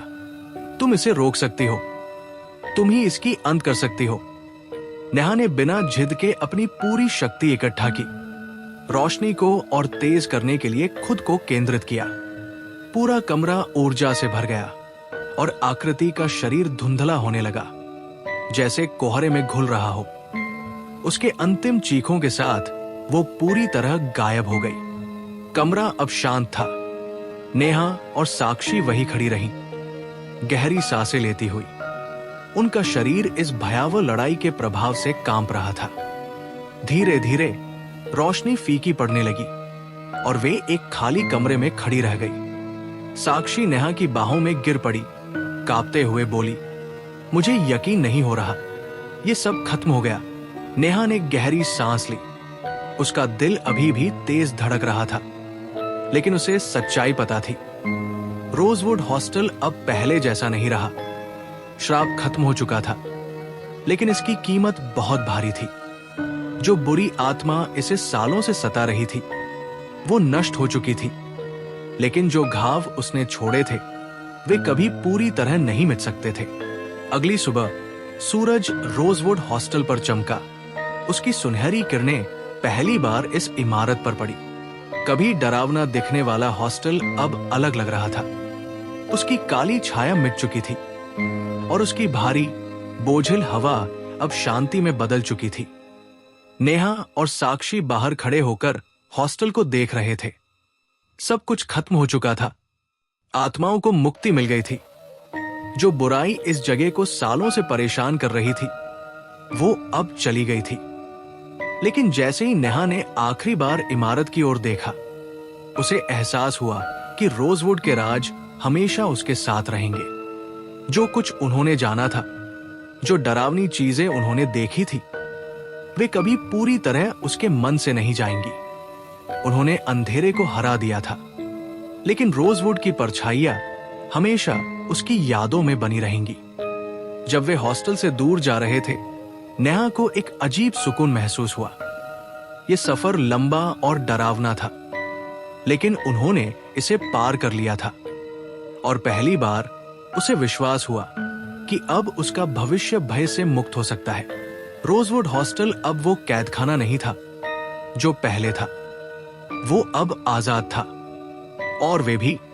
कुछ दिन बीत गए और जिंदगी सामान्य होने लगी। नेहा और साक्षी ने आगे बढ़ने की कोशिश की, लेकिन कुछ ठीक नहीं लग रहा था। शांत पल, एकदम ठहराव, अक्सर अजीब आवाजों से टूट जाते दीवारों पर खरोंचने की आवाज, रात के सन्नाटे में भारी सांसों की ध्वनि। नेहा ने इसे नजरअंदाज करने की कोशिश की, मानो ये सिर्फ उसके दिमाग का भ्रम हो। लेकिन साक्षी की डरी हुई आंखें कुछ और ही कहानी कह रही थी। मुझे कुछ सुनाई देता है नेहा, जैसे कोई चल रहा हो, लेकिन वहां कोई नहीं होता। ऐसा लगता है कि कोई मुझे देख रहा है, भले ही मैं अकेली रहूं। साक्षी की आवाज कांप रही थी। उसका हाथ नेहा की कलाई को कसकर पकड़ चुका था। नेहा ने भौहें सिकोड़ी। हमने श्राप को खत्म कर दिया साक्षी, ये सब खत्म हो चुका है। लेकिन साक्षी सहमत नहीं थी। तो फिर ऐसा क्यों लग रहा है कि हमने सच में जीत हासिल नहीं की? उस रात जब नेहा बिस्तर पर थी, कमरे की शांति भारी लग रही थी। हर बार जब उसने आंखें बंद की तो उसे वो अंधेरा साया दिखता, वही भयानक चीज जिसने रोजवुड को अपना घर बना लिया था। वो सच में खत्म नहीं हुआ था, उसे बस पीछे धकेल दिया गया था। अंधेरे में इंतजार करता हुआ हवा अचानक ठंडी हो गई। एक धीमी डरावनी आवाज कमरे के कोने से गूंजने लगी। उसके साथ फर्श की चरमराहट की आवाज भी आई। नेहा का दिल तेजी से धड़कने लगा। उसने अपनी आंखें खोली, लेकिन वहां कुछ नहीं था। वो अपनी सांसों को सुन सकती थी, अपनी घबराहट को महसूस कर सकती थी। तभी अंधेरे में उसने उसे देखा। कमरे के कोने में एक आकृति, पूरी तरह छायाओं में ढकी हुई। उसकी बनावट मुश्किल से नजर आ रही थी। नेहा, वो आकृति फुसफुसाई। उसकी आवाज टूटी हुई कांच की तरह थी। तुम बच नहीं सकती। नेहा झटके से बिस्तर से उठी। उसका दिल तेजी से धड़क रहा था। उसने लाइट जलाने की कोशिश की, लेकिन आकृति गायब हो चुकी थी। फिर भी उस डरावनी उपस्थिति का एहसास कमरे में बना रहा, गाढ़ा और घुटन भरा। उसने साक्षी की ओर देखा, जो पहले से जागी हुई थी। उसकी आंखों में वही आतंक झलक रहा था। हमें यहां से जाना होगा, साक्षी ने कांपती आवाज में कहा। ये खत्म नहीं हुआ है। वो बुराई अब भी यही है। ये कभी गई नहीं थी। नेहा ने उसका हाथ पकड़ा और खींचते हुए उठाया। हम यहां से निकलेंगे, लेकिन पहले हमें यह समझना होगा कि हम किस चीज से लड़ रहे हैं। वे जल्दी से अपने कमरे से बाहर निकले और संकरी गलियारे में भागने लगे। हर कदम के साथ तापमान गिरता जा रहा था। जो गलियारे कभी जाने पहचाने लगते थे, अब अजनबी और भटकाने वाले लगने लगे थे, मानो कोई अदृश्य शक्ति उन्हें गहराई में धकेल रही हो। जब वे कमरे B13 के पास पहुंचे तो दरवाजा जोर से बंद हो गया, एक तेज धमाके के साथ। इस झटके से दीवारें तक कांप उठी। फिर से नहीं, नेहा ने बुदबुदाया, लेकिन अंदर ही अंदर वो जानती थी कि उन्हें इस अंधकार का सामना करना होगा। उन्होंने दरवाजा धक्का देकर खोला। चरमराते किवाड़ जैसे उनका विरोध कर रहे हों। अंदर का कमरा हल्की अजीब रोशनी में डूबा हुआ था, जैसे दीवारें खुद किसी अदृश्य ऊर्जा से जीवित हो। नेहा ने धीमे कदम बढ़ाए। उसकी सांसें उथली हो गई थी, दिल तेजी से धड़क रहा था। कमरा अजीब लग रहा था, हवा भारी और डरावनी थी। जैसे जैसे वे अंदर बढ़े, तापमान और गिरने लगा और नेहा को हल्की फुसफुसाहटें सुनाई देने लगी, इतनी धीमी कि वे उसके खुद के ख्यालों का हिस्सा लग रही थी। लेकिन फिर वे आवाजें तेज और स्पष्ट होने लगी। अब वे हर ओर से आ रही थी। तुम भाग नहीं सकती, तुम छुप नहीं सकती, अब तुम हमारी हो। साक्षी पीछे हट गई, उसका चेहरा सफेद पड़ चुका था। मुझसे और बर्दाश्त नहीं होता। नेहा ने चारों ओर देखा, किसी समाधान की तलाश में। उसे अनामिका, श्राप, उस काली शक्ति के बारे में सब कुछ याद आने लगा जो इस जगह पर राज कर रही थी। लेकिन अब ये सब बदले की आग में जल रहा था। कमरे की छायाएं गाढ़ी होने लगी, धुएं की तरह उनके चारों ओर घूमने लगी। नेहा को फिर से वही खरोंचने की आवाज सुनाई दी, इस बार और जोर से। उसने देखा कि दीवारें हिल रही थी, जैसे कोई अंदर से उन्हें नोच रहा हो। और फिर कमरे के कोने से एक आकृति उभरने लगी, लंबी, दुबली-पतली। उसका चेहरा घने अंधेरे में डूबा हुआ। वो आकृति धीरे धीरे हंसी। तुमने सोचा था कि इसे खत्म कर दोगी, है ना? तुमने सोचा था कि तुम मुझे नष्ट कर सकती हो, लेकिन मैं शाश्वत हूं। मैं वही अंधकार हूं जो डर पर पलता है। नेहा पीछे हटी, साक्षी का हाथ कसकर पकड़ते हुए। हमें इसका सामना करना होगा साक्षी, हम इसे हावी नहीं होने दे सकते। वो आकृति आगे बढ़ी, उसकी हरकतें धीमी लेकिन निश्चित थी। जैसे जैसे वो नजदीक आती गई, हवा और भारी होती गई। दम घुटने जैसा एहसास होने लगा। वो परछाई आगे बढ़ी, उसके कदम धीमे लेकिन भारी थे। जैसे जैसे वो पास आई, हवा और भारी होती गई, जैसे किसी ने चारों ओर घुटन फैला दी हो। फुसफुसाहट अब चीखों में बदल गई थी, आवाजें जो मुक्त होने की भीख मांग रही थी। नेहा का दिमाग इस शोर से भर गया, लेकिन उसने बस एक चीज पर ध्यान केंद्रित किया, वो रोशनी जिसने पहले भी उस डरावनी परछाई को दूर किया था। उसने अपनी आंखें बंद की और अपने भीतर झांका, उस रोशनी को ढूंढने के लिए जो उसमें कहीं छिपी थी। धीरे धीरे उसकी हथेलियों से हल्की सी चमक निकली। पहले वो कमजोर थी, डगमगाती हुई, लेकिन फिर जैसे जैसे उसने खुद पर भरोसा किया, वो तेज होती गई।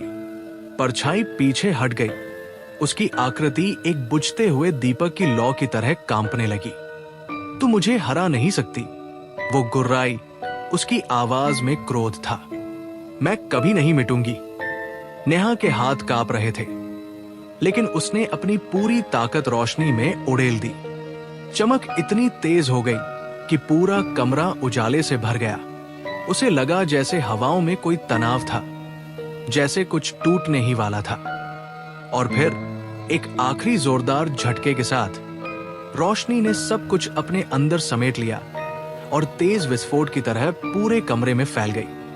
परछाई दर्द से चीख पड़ी, उसका शरीर धुएं और अंधेरे में बदलने लगा। दीवारें कांपने लगी और हवा में कांच टूटने की आवाज गूंज उठी। रोशनी हर कोने में फैल गई और नेहा को महसूस हुआ कि अभिशाप टूट रहा है, अंधेरा मिट रहा है और उसके सीने से वो भारी बोझ हट रहा है। पूरा हॉस्टल हिल उठा और फिर एक आखिरी तेज गर्जना के साथ वो दुष्ट शक्ति हमेशा के लिए खत्म हो गई। कमरा अचानक शांत हो गया। हवा अब हल्की थी, कोई घुटन नहीं, कोई फुसफुसाहट नहीं। नेहा थककर जमीन पर गिर पड़ी, उसका शरीर थकावट से कांप रहा था। साक्षी उसके पास घुटनों के बल बैठ गई, उसकी आंखें चौड़ी हो गई थी। वो उस जगह को देख रही थी जहां कुछ देर पहले वो डरावनी आकृति खड़ी थी। सब खत्म हो गया। नेहा फुसफुसाई, उसकी आवाज थकी हुई थी। अब सच में सब खत्म हो गया। साक्षी ने सिर हिलाया। उसके चेहरे पर राहत और अविश्वास का मिला जुला भाव था। हमने कर दिखाया, सच में कर दिखाया।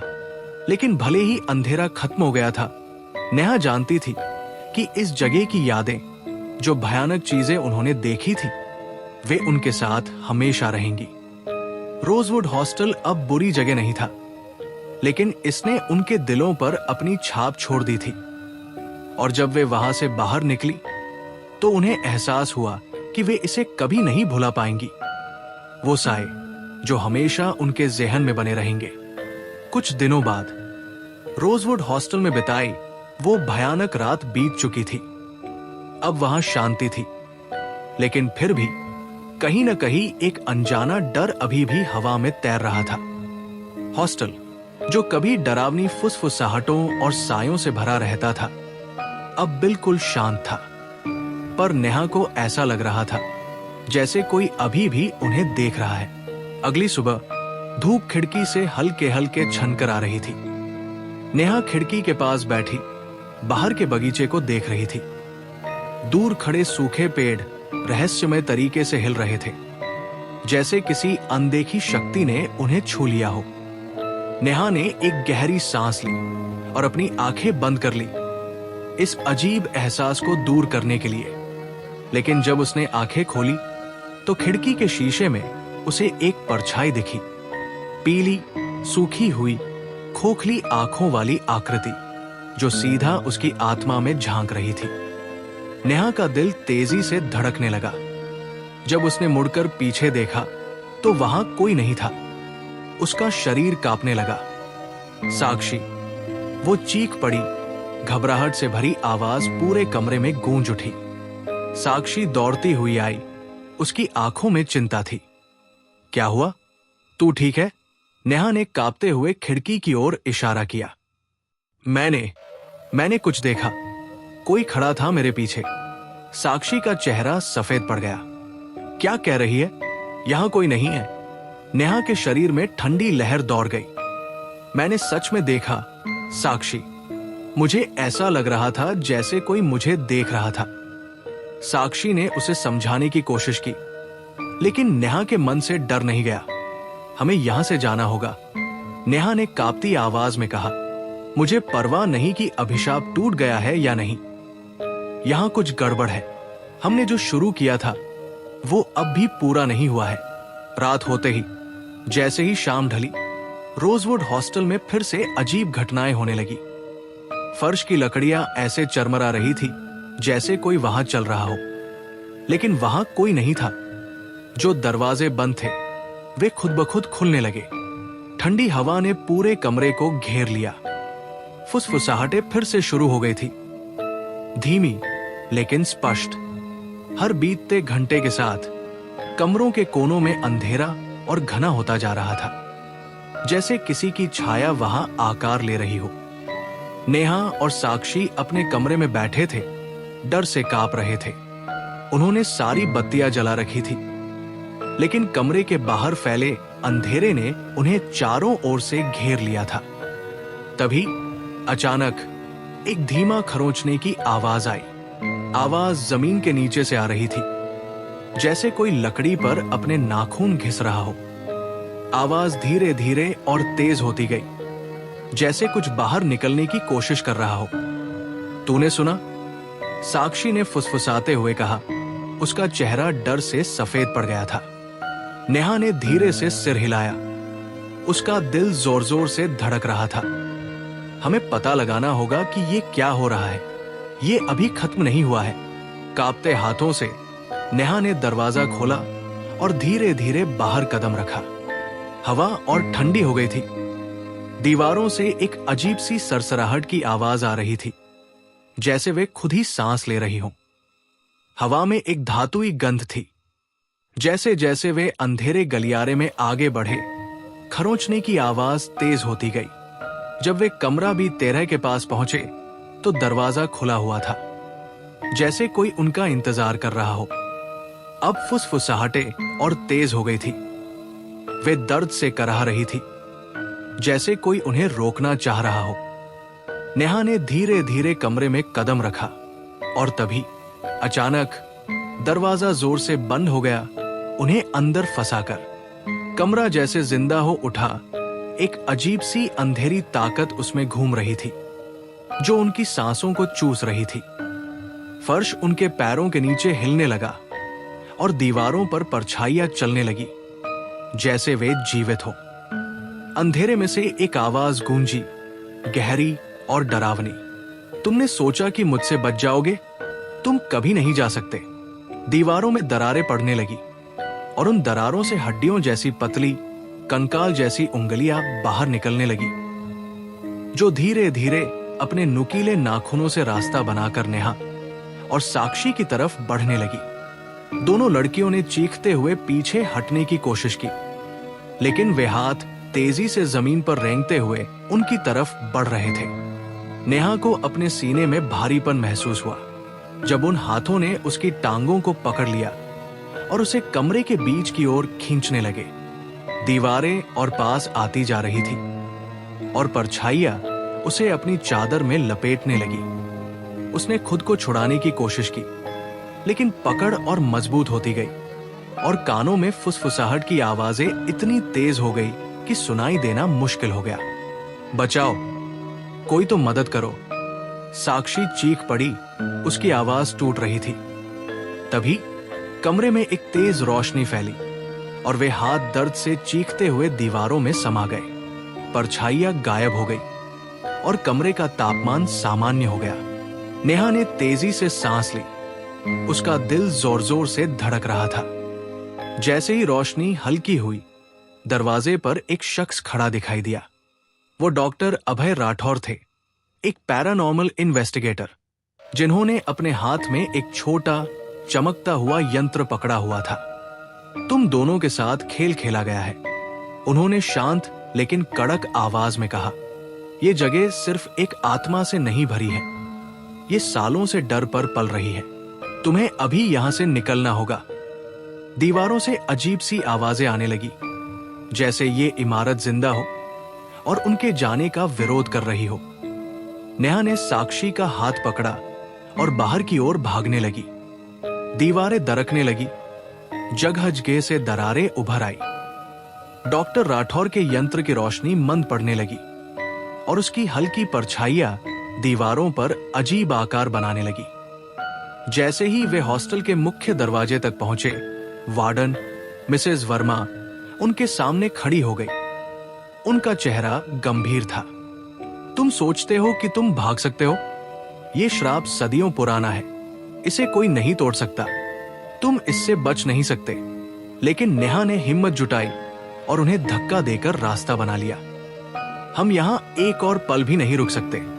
दरवाजा अचानक खुल गया और ठंडी रात की हवा अंदर आई, जैसे उन्हें फिर से असली दुनिया में वापस ला रही हो। वे भागे बिना पीछे देखे और जैसे ही वे बाहर निकले, दरवाजे जोर से बंद हो गए। हॉस्टल की गूंजती हुई आवाज किसी मरते हुए जीव की आखिरी सांस जैसी सुनाई दी। रात की हवा भारी थी। नेहा और साक्षी लड़खड़ाते हुए बाहर निकले। उनके पैर जैसे भारी हो गए थे, उनके शरीर कांप रहे थे। लेकिन रोजवुड गर्ल्स हॉस्टल का डर अब भी उनके जहन में तैर रहा था। जैसे जैसे वे दूर जाते गए, अंधेरा उनके चारों ओर घिरने लगा, उन्हें अपने अंदर समाने की कोशिश करता हुआ। हवा में एक सिसकी जैसी आवाज गूंज रही थी, जिसमें मिट्टी और सड़न की गंध थी। हम सुरक्षित हैं ना? साक्षी ने डरते हुए पूछा। उसकी आवाज कांप रही थी। नेहा ने तुरंत जवाब नहीं दिया। उसने पीछे मुड़कर हॉस्टल की इमारत को देखा, जिसकी खिड़कियां अंधेरे में डूबी हुई थी, लेकिन ऐसा लग रहा था जैसे वे उन्हें घूर रही हों। मुझे नहीं पता, उसने अनिश्चितता भरी आवाज में कहा। वे जंगल के किनारे तक पहुंच गए, जहां से हॉस्टल की परछाई मुश्किल से दिख रही थी। जैसे जैसे वे आगे बढ़े, उनकी पीछा करती हुई फुसफुसाहटें धीरे धीरे कम हो गई। एक पल के लिए वहां बस उनके कदमों की आवाज थी, सूखी पत्तियों पर पड़ती हुई। फिर अचानक एक गहरी गुर्राहट जंगल में गूंजी, ये किसी जानवर की नहीं थी, ये कुछ और था। एक डरावनी, जमीन के अंदर से आती हुई आवाज। नेहा वही रुक गई, उसकी सांस अटक गई। तूने ये सुना? उसने फुसफुसाते हुए पूछा। साक्षी ने सिर हिलाया, उसकी आंखें डर से फैली हुई थी। ये क्या था? अंधेरे से एक आकृति निकली, लंबी, दुबलिप तली और झुकी हुई। वो किसी धुंधली छाया से घिरी थी। उसका चेहरा छाया में छिपा हुआ था। वो धीरे धीरे आगे बढ़ी, उसकी लंबी, पतली उंगलियां जमीन पर घिसट रही थी, जहां से काली, जली हुई मिट्टी की लकीरें बन रही थी। साक्षी ने घबराकर नेहा का हाथ पकड़ लिया। ये खत्म नहीं हुआ। हॉस्टल अभी भी हमें बुला रहा है। नेहा भागने के लिए मुड़ी, लेकिन जैसे ही उसने कदम बढ़ाया, एक बर्फीली हवा पूरे जंगल में फैल गई। वो आकृति अब तेजी से उनकी ओर बढ़ रही थी। उसका सिर एक अजीब कोण पर मुड़ गया था। नेहा और साक्षी ने एक साथ चीख मारी जब जमीन उनके पैरों के नीचे से दरकने लगी। काले धुएं की लपटें उन दरारों से उठने लगी। भाग! नेहा चिल्लाई, साक्षी को खींचते हुए। लेकिन जंगल जैसे कभी खत्म ही नहीं हो रहा था। पेड़ उनके चारों ओर घने होते जा रहे थे, जैसे वे एक अंतहीन दुःस्वप्न में फंस गए हों। तभी पीछे से एक गुस्से से भरी आवाज आई, यहां से भागो। उन्होंने पीछे देखा तो डॉक्टर अभय राठौर वहां खड़े थे। उनके चेहरे पर डर की झलक थी। उन्होंने हाथ उठाया, जिसमें एक चमकता हुआ गोला था। ये जगह, ये सिर्फ भूतिया नहीं है, ये श्रापित है। नेहा, यहां की बुरी शक्ति कभी मुक्त नहीं होनी चाहिए थी। नेहा कुछ कह पाती, इससे पहले ही वो भयानक आकृति उन पर झपट पड़ी। जमीन फिर से हिलने लगी और हवा में एक अजीब सा कंपन हुआ। नेहा ने एक ठंडा, बर्फ जैसा हाथ अपने टखने पर महसूस किया, जो उसे जमीन की ओर खींच रहा था। उसने चीख मारी, लेकिन उसकी आवाज तेज हवा में खो गई। साक्षी ने नेहा को पकड़ने की कोशिश की, लेकिन वो आकृति अचानक कई काले सायों में बदल गई। वे सभी उन दोनों को पकड़ने लगे, उन्हें नीचे खींचने लगे। रोशनी पर ध्यान दो। डॉक्टर राठौर की आवाज अंधेरे के बीच गूंज उठी। यही तुम्हारी आखिरी उम्मीद है। नेहा ने अपनी आंखें बंद कर ली और डॉक्टर राठौर के हाथ में चमकते हुए गोले पर ध्यान केंद्रित किया। उसे अपने चारों ओर ठंड महसूस हो रही थी, लेकिन उसने रोशनी की गर्माहट को पकड़ कर रखा, उसे अपने शरीर में समाने दिया। धीरे धीरे उसके चारों ओर की परछाइयां पीछे हटने लगी, ठंडक कम होने लगी, लेकिन हाथ अभी भी उसे जकड़े हुए थे। तभी जैसे ही नेहा ने अपनी पूरी शक्ति से रोशनी को अपनाया, एक तीखी, जलती हुई रोशनी उसके शरीर से निकलने लगी। वो आकृति दर्द से चिल्लाई, लेकिन ये काफी नहीं था। अंधकार फिर से गहराने लगा, इस बार और अधिक शक्तिशाली और उग्र, मानो उसने अपनी गलती से सीख लिया हो। डॉक्टर राठौर आगे बढ़े, उनकी आवाज गंभीर हो गई। ये बुराई बहुत पहले पैदा हुई थी। इसकी जड़ें इस जमीन में गहरी हैं। तुम्हें इसके स्रोत को नष्ट करना होगा। रोजवुड का श्राप इसी जमीन से जुड़ा हुआ है। ये अंधकार तब तक नहीं रुकेगा जब तक ये हम सभी को निगल नहीं लेता। नेहा का दिल तेजी से धड़कने लगा, लेकिन उसे समझ आ गया कि उसे क्या करना होगा। जमीन ही इसकी जड़ है? उसने पूछा। हाँ, डॉक्टर राठौर बोले। रोजवुड सिर्फ एक जगह नहीं है, ये एक दरवाजा है, और तुम, नेहा, इसकी चाबी हो। नेहा ने ठंड की परवाह किए बिना खड़े होकर साक्षी को भी ऊपर खींचा। अंधकार फुफकारते हुए चारों ओर लिपटने लगा। हर कदम पर उसका शरीर दर्द से कांप रहा था, लेकिन उसने हार नहीं मानी। उसने अपने हाथ जमीन पर रखे। मिट्टी गर्म थी, जैसे उसमें कोई जीवंत शक्ति थी। मुझे इसे खत्म करना होगा, नेहा बुदबुदाई। उसने अपनी सारी ताकत, अपना सारा डर, अपना सारा दुख जमीन में उतार दिया। तभी धड़ाम, एक तेज आवाज के साथ धरती फट गई। एक चकाचौंध करने वाली रोशनी उसमें से निकली और अंधकार कराहते हुए पीछे हट गया। वो आकृति क्रोध में चीखी, लेकिन अब बहुत देर हो चुकी थी। रोशनी ने उसे निगल लिया और जैसे ही अंधकार नष्ट हुआ, परछाइयां भी गायब हो गई। जमीन स्थिर हो गई। आसपास के पेड़ कांप उठे, उनकी पत्तियां धीरे धीरे झरने लगी, जैसे किसी आखिरी सांस के साथ। हवा शांत हो गई और पहली बार रोजवुड के ऊपर शांति छा गई। नेहा थकान से बेहोश हो गई, लेकिन दुनिया अब शांत थी। श्राप टूट चुका था। नेहा अजीब सी फुसफुसाहटों की आवाज से जागी। उसका शरीर दर्द से टूट रहा था और हवा में गीली मिट्टी की गंध फैली हुई थी। उसने धीरे धीरे अपनी आंखें खोली और खुद को जमीन पर टूटी हुई दरार के पास पड़ा पाया। उसकी सांसें तेज चल रही थी और उसे लग रहा था जैसे सब कुछ झूल रहा हो। साक्षी उसके पास बैठी थी। उसका चेहरा पीला पड़ा था, आंखें चौड़ी हो गई थी और हाथ कांप रहे थे। नेहा, कुछ गड़बड़ है। ये खत्म नहीं हुआ। हमने इसे रोका नहीं। ये अब भी यहां है। क्या मतलब? नेहा ने सिर पकड़ते हुए कहा। उसका सिर दर्द से फट रहा था, जैसे श्राप अब भी उस पर भारी पड़ रहा हो। साक्षी ने दरार की ओर इशारा किया। रोशनी अब बुझ चुकी थी और वहां सिर्फ एक गहरा, भयानक गड्ढा था जो जैसे हवा को अपने भीतर खींच रहा था। और फिर उसी अंधेरे से वे उसे देख सकते थे। एक छाया उभरी, लंबी, टेढ़ी मेढ़ी, धुएं की तरह लहराती हुई। पहले ये सिर्फ एक आकार था, अनिश्चित, अस्पष्ट, लेकिन फिर ये ठोस हो गई। एक भयानक स्त्री की आकृति, जिसका चेहरा यातना और क्रोध से विकृत था। उसके लंबे बाल मिट्टी और खून से सने हुए थे। उसकी आंखें खोखली थी, काली जैसे गहरी रात, और उसका मुंह एक बेआवाज चीख में खुला हुआ था। नेहा का दिल दहाड़ मारने लगा। नहीं, ये फिर से आ गई। ये कैसे संभव है? साक्षी ने नेहा की बाह कसकर पकड़ ली। श्राप पूरी तरह कभी मिटा ही नहीं। ये अब और भी ताकतवर हो गया है, हमारे डर से पोषित होकर। इसे पता है कि तुम इसकी कुंजी हो। नेहा का दिमाग तेजी से काम करने लगा। डॉक्टर राठौर की बात याद आई। श्राप को जड़ से मिटाना होगा, लेकिन उसने सोचा था कि वे इसे खत्म कर चुके हैं। ये तो सिर्फ एक भ्रम था।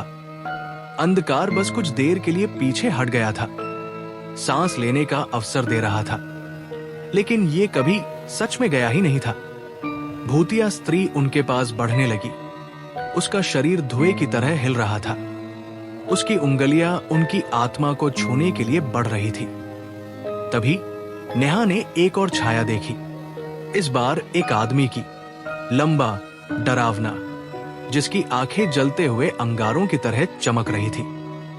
पेड़ों से एक गहरी, भयावह हंसी गूंजी। वो आकृति धीरे धीरे आगे आई।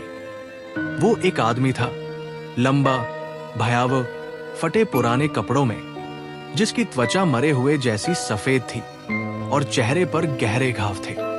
उसकी आंखों में पागलपन झलक रहा था और उसका मुंह एक भयानक मुस्कान में फैला हुआ था। उसके पीले, नुकीले दांत चमक रहे थे। तुम्हें लगा तुम बच जाओगे? वो फुसफुसाया। तुमने सोचा कि तुमने इसे खत्म कर दिया, लेकिन तुमने तो सिर्फ एक नया अध्याय शुरू किया है। नेहा और साक्षी जड़ हो गई। उनकी रीढ़ में ठंडक दौड़ गई। उस आदमी की हंसी और गहरी होती गई और तभी फुसफुसाहटें और तेज हो गई। जमीन से और छायाएं उभरने लगी। ये सिर्फ एक भूत नहीं है, नेहा बुदबुदाई। ये कई है। तभी जमीन फिर से हिलने लगी और नई दरारें बन गई। उन दरारों से कई आत्माएं निकली, कुछ लंबी और खतरनाक, कुछ झुकी हुई और कराहती हुई, सभी दर्द और घृणा से भरी हुई। ये वे आत्माएं थी जो रोजवुड में फंस गई थी, श्राप के कारण मुक्त नहीं हो पाई थी, और अब वे सभी यही थी, नेहा और साक्षी को घेरते हुए। वो स्त्री आगे बढ़ी। उसकी आवाज हवा में छुरी की तरह चीरती हुई आई। तुम हमें नहीं रोक सकते। तुमने एक बुरे सपने को जन्म दिया है। नेहा कांपते हुए भी मजबूती से खड़ी रही। मैं तुम्हें जीतने नहीं दूंगी, मैं तुम्हें हमें लेने नहीं दूंगी। अचानक उसने अपने सीने में एक अजीब खिंचाव महसूस किया, जैसे कोई गहरी पुरानी ऊर्जा उसे हॉस्टल के बीचों बीच बुला रही हो। ऐसा लग रहा था जैसे कोई ताकत उसे पुकार रही हो, कुछ ऐसा जो आसपास के भूतों से भी ज्यादा शक्तिशाली था। उसे समझ आ गया कि अब क्या करना है। साक्षी, मेरे पास रहना, नेहा ने सख्त आवाज में कहा। मुझे हॉस्टल के अंदर जाना होगा। क्या तुम पागल हो गए हो? वहां जाना खतरे से खाली नहीं है, साक्षी चिल्लाई। लेकिन नेहा का इरादा अटल था। मैं तब तक नहीं जाऊंगी जब तक इसे खत्म नहीं कर देती। इतना कहकर उसने आगे कदम बढ़ाया, जैसे कोई अनदेखी शक्ति उसे खींच रही हो। साक्षी के पास कोई और विकल्प नहीं था। डर से कांपते हुए भी उसने नेहा का पीछा किया। जैसे जैसे वे हॉस्टल की ओर बढ़ी, काले साए उनके पीछे पीछे चलने लगे। प्रेतात्माएं उन्हें पकड़ने के लिए हाथ बढ़ाने लगी। धुंध फिर से गहरी हो गई, उनके चारों ओर कैद की तरह घूमने लगी। फुसफुसाहटें और तेज हो गई, जैसे उन्हें रोकने की कोशिश कर रही हो। लेकिन नेहा आगे बढ़ती रही। हर कदम के साथ साए और भी करीब आते गए, जैसे किसी अदृश्य ताकत ने उसे जकड़ लिया हो। आखिरकार वे रोजवुड गर्ल्स हॉस्टल के दरवाजे तक पहुंची। ऊंचा और डरावना भवन किसी राक्षस की तरह खड़ा था।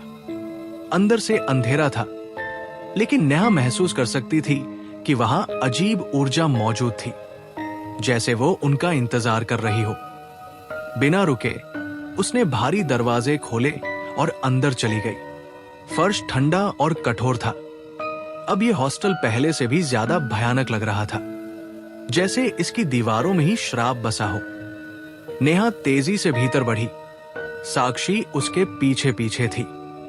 हर कदम पर उनकी आवाज सुनाई दे रही थी, जैसे पूरा हॉस्टल उनकी मौजूदगी से गूंज रहा हो। हवा में एक अजीब सा कंपन था, जैसे पूरी इमारत सांस रोककर खड़ी हो। फिर अचानक दीवारें सिमटने लगी, रोशनी जल बुझने लगी और परछाइयां फिर से आकार लेने लगी। वही औरत, वही आदमी और बाकी भूत उनके सामने आ गए। उनके विकृत चेहरे गुस्से और तकलीफ से भरे हुए थे। नेहा ने एक गहरी सांस ली। उसका दिल जोर जोर से धड़क रहा था। उसे इसे यही खत्म करना था। उसके सीने में जो खिंचाव था, वो उसे इस जगह तक खींच लाया था। धरती जोर से हिलने लगी। काले साए उसे पकड़ने के लिए लपके। नहीं, तुम हमें रोक नहीं सकती, वे चीखने लगे। उनकी आवाजें दर्द और क्रोध से भरी हुई थी। नेहा अड़िग खड़ी रही। मुझे इसे खत्म करना ही होगा, हम सब के लिए। इतना कहकर वो हॉस्टल के केंद्र में पहुंची। उसके शरीर से वही प्रकाश फूट पड़ा जिसने पहले भी अंधेरे को भगाया था, लेकिन इस बार वो और भी तेज था। उसने अपनी आंखें बंद की और अपने भीतर झांका। उस ताकत को महसूस किया जिसने उसे पहली बार श्राप का सामना करने के लिए चुना था। प्रकाश तेज हुआ, इतनी तीव्रता से चमका कि पूरा हॉस्टल कांप उठा। भूत चिल्लाने लगे, रोशनी के आगे कांपने लगे। एक एक करके वे हवा में घुलने लगे। उनकी चीखें धीमी होती गई और अंततः शांति छा गई। हवा साफ हो गई और जो भारीपन अब तक महसूस हो रहा था, वो गायब हो गया। पहली बार नेहा ने खुलकर सांस ली। श्राप टूट चुका था, लेकिन जैसे ही आखिरी साया गायब हुआ, नेहा ने महसूस किया कि कुछ अभी भी बचा हुआ था। हॉस्टल की दीवारों में कुछ प्राचीन और ताकतवर अब भी मौजूद था। ऐसा लग रहा था जैसे पूरी इमारत सांस रोककर किसी अंतिम झटके का इंतजार कर रही हो। हवा में एक अजीब सी गूंज थी, कुछ ऐसा जो अंधेरा और दम घुंटू था। लेकिन नेहा को एक बात समझ आ गई थी, भूत पूरी तरह से नहीं गए थे। उसने अपने सीने में उस खिंचाव को फिर से महसूस किया, जैसे कोई उसे सच्चाई तक ले जाना चाहता हो। श्राप केवल हॉस्टल में नहीं था, ये कुछ और था, कुछ ज्यादा गहरा। साक्षी, जो अब भी कांप रही थी, ने धीरे से पूछा, तुम क्या कह रही हो? ये खत्म नहीं हुआ। नेहा ने चारों ओर देखा। दरारों और सीलन से भरी हुई दीवारें कुछ कहने की कोशिश कर रही थी। ये श्राप सिर्फ एक आत्मा का नहीं है, ये कुछ और बड़ा है, कुछ और ताकतवर। हमें ये पता लगाना होगा कि ये सब कैसे शुरू हुआ। ये भूत तो बस शुरुआत थे। साक्षी कुछ कहती उससे पहले एक जोरदार धमाका गूंजा। दूर कहीं से कुछ भारी चीज गिरने की आवाज आई और फिर किसी चीज के घिसटने की भयानक आवाज। नेहा की रीढ़ में सिहरन दौड़ गई। कमरे का तापमान अचानक गिर गया। अचानक लाइट्स जल बुझने लगी और फिर पूरी तरह बंद हो गई। चारों तरफ गहरा अंधेरा छा गया। नेहा का दिल जोर जोर से धड़कने लगा। खाली गलियारे में किसी के कदमों की आवाज गूंज उठी। नेहा ने धीमी आवाज में कहा, साक्षी, पास ही रहना। लेकिन साक्षी पहले ही गायब हो चुकी थी। घबराहट में भागते हुए उसके कदमों की आवाज धीरे धीरे दूर होती चली गई और नेहा खुद को घुटन भरे अंधेरे में अकेला महसूस करने लगी। घबराहट उसके अंदर फैलने लगी। उसने साक्षी को पुकारा, लेकिन कोई जवाब नहीं आया। सिर्फ घसीटने की आवाज सुनाई दी, जैसे कोई भारी चीज जमीन पर खींची जा रही हो। नेहा का दिमाग तेजी से सोचने लगा। साक्षी कहाँ जा सकती थी? हॉस्टल बहुत बड़ा था। इसकी गलियां भूल भुलैया की तरह मुड़ती जाती थी। उसने बस यही उम्मीद की कि साक्षी सुरक्षित बाहर निकल गई होगी, लेकिन उसके अंदर एक डर घर कर गया था कि असल में कुछ और भयानक होने वाला था। फिर एक धीमी, हवा में बहती फुसफुसाती आवाज उसके पीछे से आई, नेहा, मेरी मदद करो। नेहा की सांस अटक गई। ये साक्षी की आवाज थी, लेकिन कुछ तो अजीब था। ये वही आवाज नहीं थी जिसे वो सालों से पहचानती थी। ये अलग थी, गहरी, भारी और उदासी से भरी हुई। नेहा ने झट से पीछे मुड़कर देखा, लेकिन वहां कोई नहीं था। उसका दिल तेजी से धड़कने लगा, हाथ कांपने लगे। खुद को संभालो, उसने खुद से कहा, तुम्हें साक्षी को ढूंढना होगा। लेकिन जैसे ही उसने उस आवाज की दिशा में कदम बढ़ाया, अंधेरा उसके चारों ओर कसने लगा। परछाइयां लहराने लगी, मुड़ने लगी और आकृतियां बनने लगी। वो डरावने चेहरे, पीड़ा में ऐंठे हुए, गहरे, खाली आंखों वाले और चुपचाप चीखते हुए मुंह वाले। नेहा की नजर किनारे पर खड़ी एक औरत पर पड़ी। उसकी बिखरी हुई उलझी जुल्फे चेहरे पर लटक रही थी। कपड़े पुराने और खून से सने थे। उस औरत ने अपनी हड्डियों जैसी पतली उंगली उठाई और सीधा नेहा की ओर इशारा किया, मुझे आजाद करो, नेहा, मेरी मदद करो। धीमी, दर्द से भरी आवाज चारों ओर गूंजने लगी, जैसे खुद दीवारें बोल रही हों। नेहा ने दिल कड़ा किया और आगे बढ़ी। उसे पता था कि उसे इस भयानक श्राप की जड़ तक पहुंचना होगा, जिससे ये सारी आत्माएं बंधी हुई थी। वो अब किसी और को इसका शिकार नहीं बनने दे सकती थी। अचानक दीवारें कांपने लगी, जैसे जिंदा हो। हवा भारी हो गई और परछाइयां धीरे धीरे नेहा की ओर बढ़ने लगी, जैसे उसे जकड़ लेना चाहती हो। उन्होंने नेहा को ठंडी बेलों की तरह घेर लिया। उसके कानों में बुरी यादों की भयानक फुसफुसाहट भरने लगी। फिर दूर से उसे दिखा एक काली, विकृत आकृति जो हॉस्टल के आखिरी छोर पर खड़ी थी। लंबा, अजीब से मुड़ा हुआ शरीर, बेजान खिंची हुई सफेद त्वचा। उसकी आंखों में नफरत जल रही थी और उसके होठों पर एक डरावनी मुस्कान थी। मैं तुम्हारा इंतजार कर रहा था, नेहा, वो आकृति बड़बड़ाई। उसकी आवाज इतनी गहरी थी कि नेहा की रूह तक सिहर उठी। नेहा की सांसें थम गई। यही था असली कारण इस सब का। यही था वो राक्षस जिसने हॉस्टल की आत्माओं को जकड़ रखा था।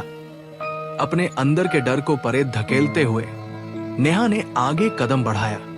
उसे अब रुकना नहीं था। ये श्राप तभी खत्म होगा जब वो इसका सामना करेगी। जैसे ही उसने एक और कदम बढ़ाया, वो भूतिया आकृति उसकी ओर झपटी। उसके हाथ लंबे टेढ़े मेढ़े हो गए और उसके मुंह से एक सड़े हुए बदबूदार धुएं जैसा कुछ निकला। उसकी चीखें पूरे हॉस्टल में गूंजने लगी। तुम मुझे हरा नहीं सकती, ये श्राप कभी नहीं टूटेगा, तुम पहले ही हार चुकी हो, वो चीखा। नेहा ने दांत भींच लिए और एक और कदम आगे बढ़ाया। अब वो डरने वाली नहीं थी। उसे एहसास हुआ कि उसके अंदर एक ताकत थी जो अब तक उसने महसूस नहीं की थी। अचानक पूरा हॉस्टल हिलने लगा। उस राक्षसी आकृति की आंखें सिकुड़ गई, जैसे उसे कुछ एहसास हुआ हो। तुमने क्या किया? उसने गुस्से में गुर्राया। नेहा ने अपनी गर्दन के चारों ओर हाथ बढ़ाया और झटके से वो लॉकेट पकड़ लिया जो डॉक्टर राठौर ने उसे दिया था। वही लॉकेट जो एक बार पहले अंधकार को दूर कर चुका था। उसे अब पता था यही उसकी असली कुंजी थी। नेहा ने अपनी आंखें बंद कर ली और मन ही मन प्रार्थना की। उसने अपने पेंडेंट को ऊपर उठाया। अचानक पेंडेंट तेजी से चमकने लगा। उसकी रोशनी इतनी तेज थी कि अंधेरे में घिरे भूत पीछे हटने लगे। अंधेरा तड़पने और मरोड़ने लगा, जैसे भागने की कोशिश कर रहा हो। तुम मुझे नहीं रोक सकती, वो काली छाया फुफकारते हुए बोली।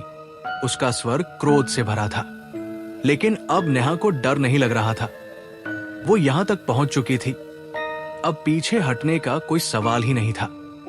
पेंडेंट की रोशनी और तेज होती गई और एक आखिरी भयानक चीख के साथ वो छाया धूल में बदल गई, हवा में घुलकर गायब हो गई। नेहा के चारों ओर का अंधकार धीरे धीरे मिट गया और हॉस्टल पर फैला भयावह बोझ भी जैसे उठ गया हो। नेहा घुटनों के बल गिर पड़ी। पेंडेंट उसके हाथ से छूट गया और उसने गहरी सांस ली। अंततः ये बुरा सपना खत्म हो गया था। श्राप टूट चुका था। सुबह की पहली किरणें धुंध को चीरते हुए अंदर आई। नेहा को लगा कि सब खत्म हो गया, लेकिन जो भयानक शांति उसे महसूस हुई वो किसी तूफान से पहले की खामोशी जैसी थी। हॉस्टल, जो अब भी अपनी पुरानी और भयावह स्थिति में था, उसे देखकर ऐसा लग रहा था जैसे वह किसी का इंतजार कर रहा हो। नेहा जानती थी कि अभी उसे राहत नहीं मिल सकती। उसने अभी तक साक्षी की कोई खबर नहीं सुनी थी और पेंडेंट को भी अपना अंतिम उद्देश्य पूरा करना बाकी था।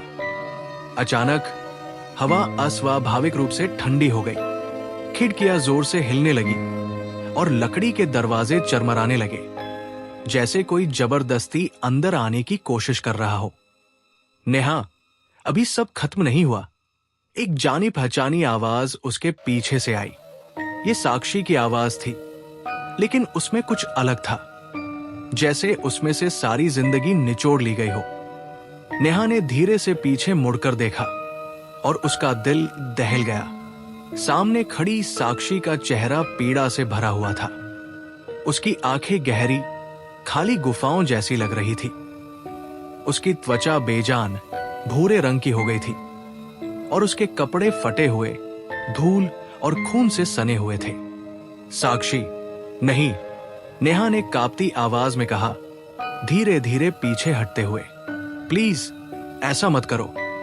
साक्षी के होंठ एक अजीब सी मुस्कान में फैल गए, एक ऐसी मुस्कान जो उसकी नहीं लग रही थी। तुमने मुझे मुक्त कर दिया नेहा, लेकिन बाकी अभी भी फंसे हुए हैं। नेहा के दिल में एक ठंडक सी दौड़ गई। ये उसकी दोस्त नहीं थी। उसके सामने जो खड़ी थी वो किसी अंधेरे ताकत का एक जरिया थी। किसी प्रेतात्मा ने साक्षी का रूप धारण कर लिया था। नेहा ने जल्दी से महसूस किया कि जो लड़की उसके सामने खड़ी थी वो साक्षी नहीं थी। उसकी आंखों में जो कभी अपनापन और भरोसा था वो अब पूरी तरह से गायब हो चुका था। तुम्हें यहां नहीं आना चाहिए था, वो परछाई फुसफुसाई। उसकी आवाज चारों ओर गूंजने लगी, जैसे 100 अलग अलग आवाजें एक साथ बोल रही हों। नेहा ने बिना देर किए अपने पेंडेंट की तरफ हाथ बढ़ाया, लेकिन उसकी गर्दन पर पेंडेंट नहीं था। उसने गुस्से में अपने आप को कोसा और तभी उसे डॉक्टर राठौर की बात याद आई। रोजवुड का श्राप अपनी अलग ही जिंदगी जीता है। ये डर से पलता है और आत्माओं पर जिंदा रहता है। नेहा को जल्दी कुछ करना था। उसने दीवार पर टंगा एक पुराना आईना उठा लिया। ये एक अजीब प्राचीन दर्पण था जिसकी सतह पर गहरी दरारें थी। उसने जैसे ही इसे साक्षी के चेहरे के सामने किया, आईने में एक डरावना प्रतिबिंब उभर आया। एक अनजान आकृति जिसका चेहरा धुंधला था, जैसे कोई फीकी पड़ी हुई आत्मा। नेहा का हाथ कांपने लगा, लेकिन उसने डॉक्टर राठौर द्वारा सिखाए गए मंत्रों को दोहराना शुरू किया। मैं तुम्हें इस अंधकार से मुक्त करती हूं। प्रकाश तुम्हें हमेशा के लिए दूर कर दे। आईना जोर से कांपने लगा और कमरे में अंधेरा फैलने लगा। एक अजीब चीख गूंज उठी और साक्षी की परछाई पीछे हटने लगी। दरवाजा खुद ब खुद जोर से बंद हो गया और नेहा को जैसे अचानक हल्कापन महसूस हुआ। लेकिन हॉस्टल अब भी पूरी तरह शांत नहीं था। जैसे ही नेहा मुख्य हॉल में पहुंची, उसके अंदर एक अजीब सा डर बैठने लगा। उसने लड़खड़ाते हुए दीवार का सहारा लिया। हवा में एक अनजाना अदृश्य बोझ महसूस हो रहा था। अचानक वार्डन मिसेस वर्मा उसके सामने आ खड़ी हुई। नेहा का दिल जोर से धड़कने लगा, लेकिन ये वही मिसेस वर्मा नहीं थी जिन्हें वह जानती थी। अब उनकी त्वचा पीली और आंखें काली हो चुकी थी। उनके शरीर की हलचल अस्वाभाविक रूप से झटकेदार थी। मैंने तुम्हें चेतावनी दी थी, वार्डन फुफकारते हुए बोली। उनकी आवाज दरारों से भरी हुई थी। ये जगह तुम्हें कभी नहीं छोड़ेगी। ये भूली बिसरी आत्माओं पर जीवित रहती है। नेहा कुछ सोच पाती, इससे पहले ही वार्डन उस पर झपट पड़ी। उनके हाथ नेहा की गर्दन की ओर बढ़ रहे थे। एक झटके में नेहा ने अपने पेंडेंट को पकड़ लिया और उसे मिसेस वर्मा के सीने पर जोर से दबा दिया। भूत ने दर्द में चीख मारी। उनका शरीर कांपने लगा, जैसे कोई अनदेखी शक्ति उन्हें जला रही हो। पेंडेंट की रोशनी इतनी तीव्र हो गई कि पूरा कमरा चमकने लगा। मिसेस वर्मा की परछाई धीरे धीरे धुएं में बदलने लगी और फिर हवा में घुल गई। नेहा ने घबराकर देखा, लेकिन वो जानती थी कि ये अंत नहीं था। सबसे बड़ा खतरा अभी बाकी था। नेहा मुश्किल से सांस ले पा रही थी जब दीवारों से एक अजीब सी आवाज आने लगी। पूरा हॉस्टल हिलने लगा। हवा में कुछ भारीपन महसूस होने लगा, जैसे ये जगह किसी गहरे रहस्य को अपने अंदर समेटे हुए थी। और फिर अंधेरे में से एक आकृति उभरी, एक लड़की जो पुराने फटे हुए स्कूल यूनिफॉर्म में खड़ी थी। उसकी लंबी घनी जुल्फे। नेहा ने देखा कि एक लड़की उसके सामने खड़ी थी। उसका चेहरा सफेद था, जैसे उसमें कोई जान ही न हो। उसकी लंबी बालें उसकी पीठ पर बिखरी हुई थी। नेहा की सांसें थम गई। अनामिका, उसने अविश्वास से फुसफुसाया। अनामिका की आंखें दर्द और दुख से भरी हुई थी। मैं अपना हक लेने आई हूं। तुम इसे रोक नहीं सकती। तुम्हें यहां नहीं आना चाहिए था। नेहा कुछ समझ पाती उससे पहले ही अनामिका की आत्मा उसकी तरफ झपटी। उसका ठंडा हाथ नेहा के गले की ओर बढ़ने लगा। चारों ओर हवा बर्फ जैसी ठंडी हो गई और नेहा को बीते हुए समय का बोझ महसूस होने लगा। लेकिन नेहा को डॉक्टर राठौर की बात याद आई। कभी कभी भूत को हराने का एक ही तरीका होता है, उसे इस दुनिया से जोड़ने वाली चीज को खत्म कर देना। नेहा की आंखों में अब दृढ़ संकल्प था। उसने अपने गले में पहना हुआ ताबीज निकाला और दृढ़ आवाज में बोली, अनामिका, तुम आजाद हो। इस दर्द को छोड़ दो, इस श्राप को खत्म कर दो। ताबीज अचानक चमकने लगा। उसकी रोशनी इतनी तेज थी कि अनामिका चीख उठी। उसकी आत्मा कांपने लगी और धीरे धीरे वो धुंध में बदलकर गायब हो गई। नेहा एक कदम पीछे हटी। उसकी सांसें तेज हो गई थी। लेकिन जैसे ही उसने सोचा कि ये सब खत्म हो गया है, जमीन उसके पैरों तले दरकने लगी। अंधेरे से कई परछाइयां उभरने लगी। वे आत्माएं जो सालों से यहां कैद थी। उनकी खोखली आंखें गुस्से से जल रही थी। नेहा को एहसास हुआ कि उसे जल्दी कुछ करना होगा। डॉक्टर राठौर की बताई कहानियां उसके दिमाग में घूमने लगी। जिन आत्माओं को किसी चीज से बांध दिया जाता है, वे तब तक मुक्त नहीं होती जब तक वो वस्तु नष्ट न हो जाए। नेहा दौड़कर पुराने भंडार कक्ष में गई और वहां कोई उपाय खोजने लगी। वहां टूटी फूटी चीजों के बीच उसे एक पुरानी किताब मिली, जिसकी पत्तियां पीली और जर्जर हो चुकी थी। यही वो आखिरी कड़ी थी जो रोजवुड हॉस्टल को हमेशा के लिए शुद्ध करने का तरीका बता सकती थी। कांपते हाथों से नेहा ने किताब खोली और उसमें लिखे मंत्र को ऊंची आवाज में पढ़ना शुरू किया। डर के बावजूद उसकी आवाज मजबूत थी। जैसे ही वो मंत्र पूरा हुआ, एक उज्जवल प्रकाश चारों ओर फैल गया। आत्माएं दर्द से चीखने लगी और धीरे धीरे धरती में समाने लगी। एक एक कर सब गायब हो गई और उनके साथ ही रोजवुड हॉस्टल की भयावता भी समाप्त हो गई। चारों ओर एक गहरी शांति छा गई। नेहा ने लंबी सांस ली। आखिरकार ये सब खत्म हो चुका था, या शायद अभी नहीं। कहानी का अंत, क्या नेहा वाकई बच पाई? नेहा ने अपनी हिम्मत और समझदारी से उस श्रापित हॉस्टल की सच्चाई को उजागर किया।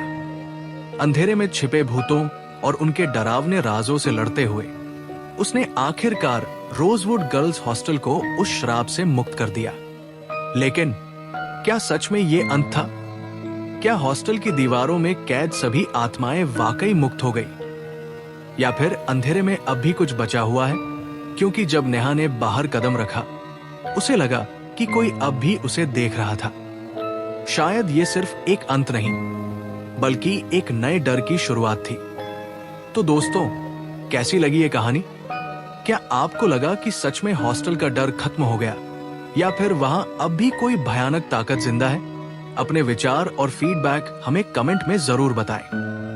अगर आपको ये कहानी पसंद आई हो तो वीडियो को लाइक, शेयर और चैनल को सब्सक्राइब करना न भूलें। मिलते हैं अगली खौफनाक कहानी में। तब तक के लिए सावधान रहें और सुरक्षित रहें।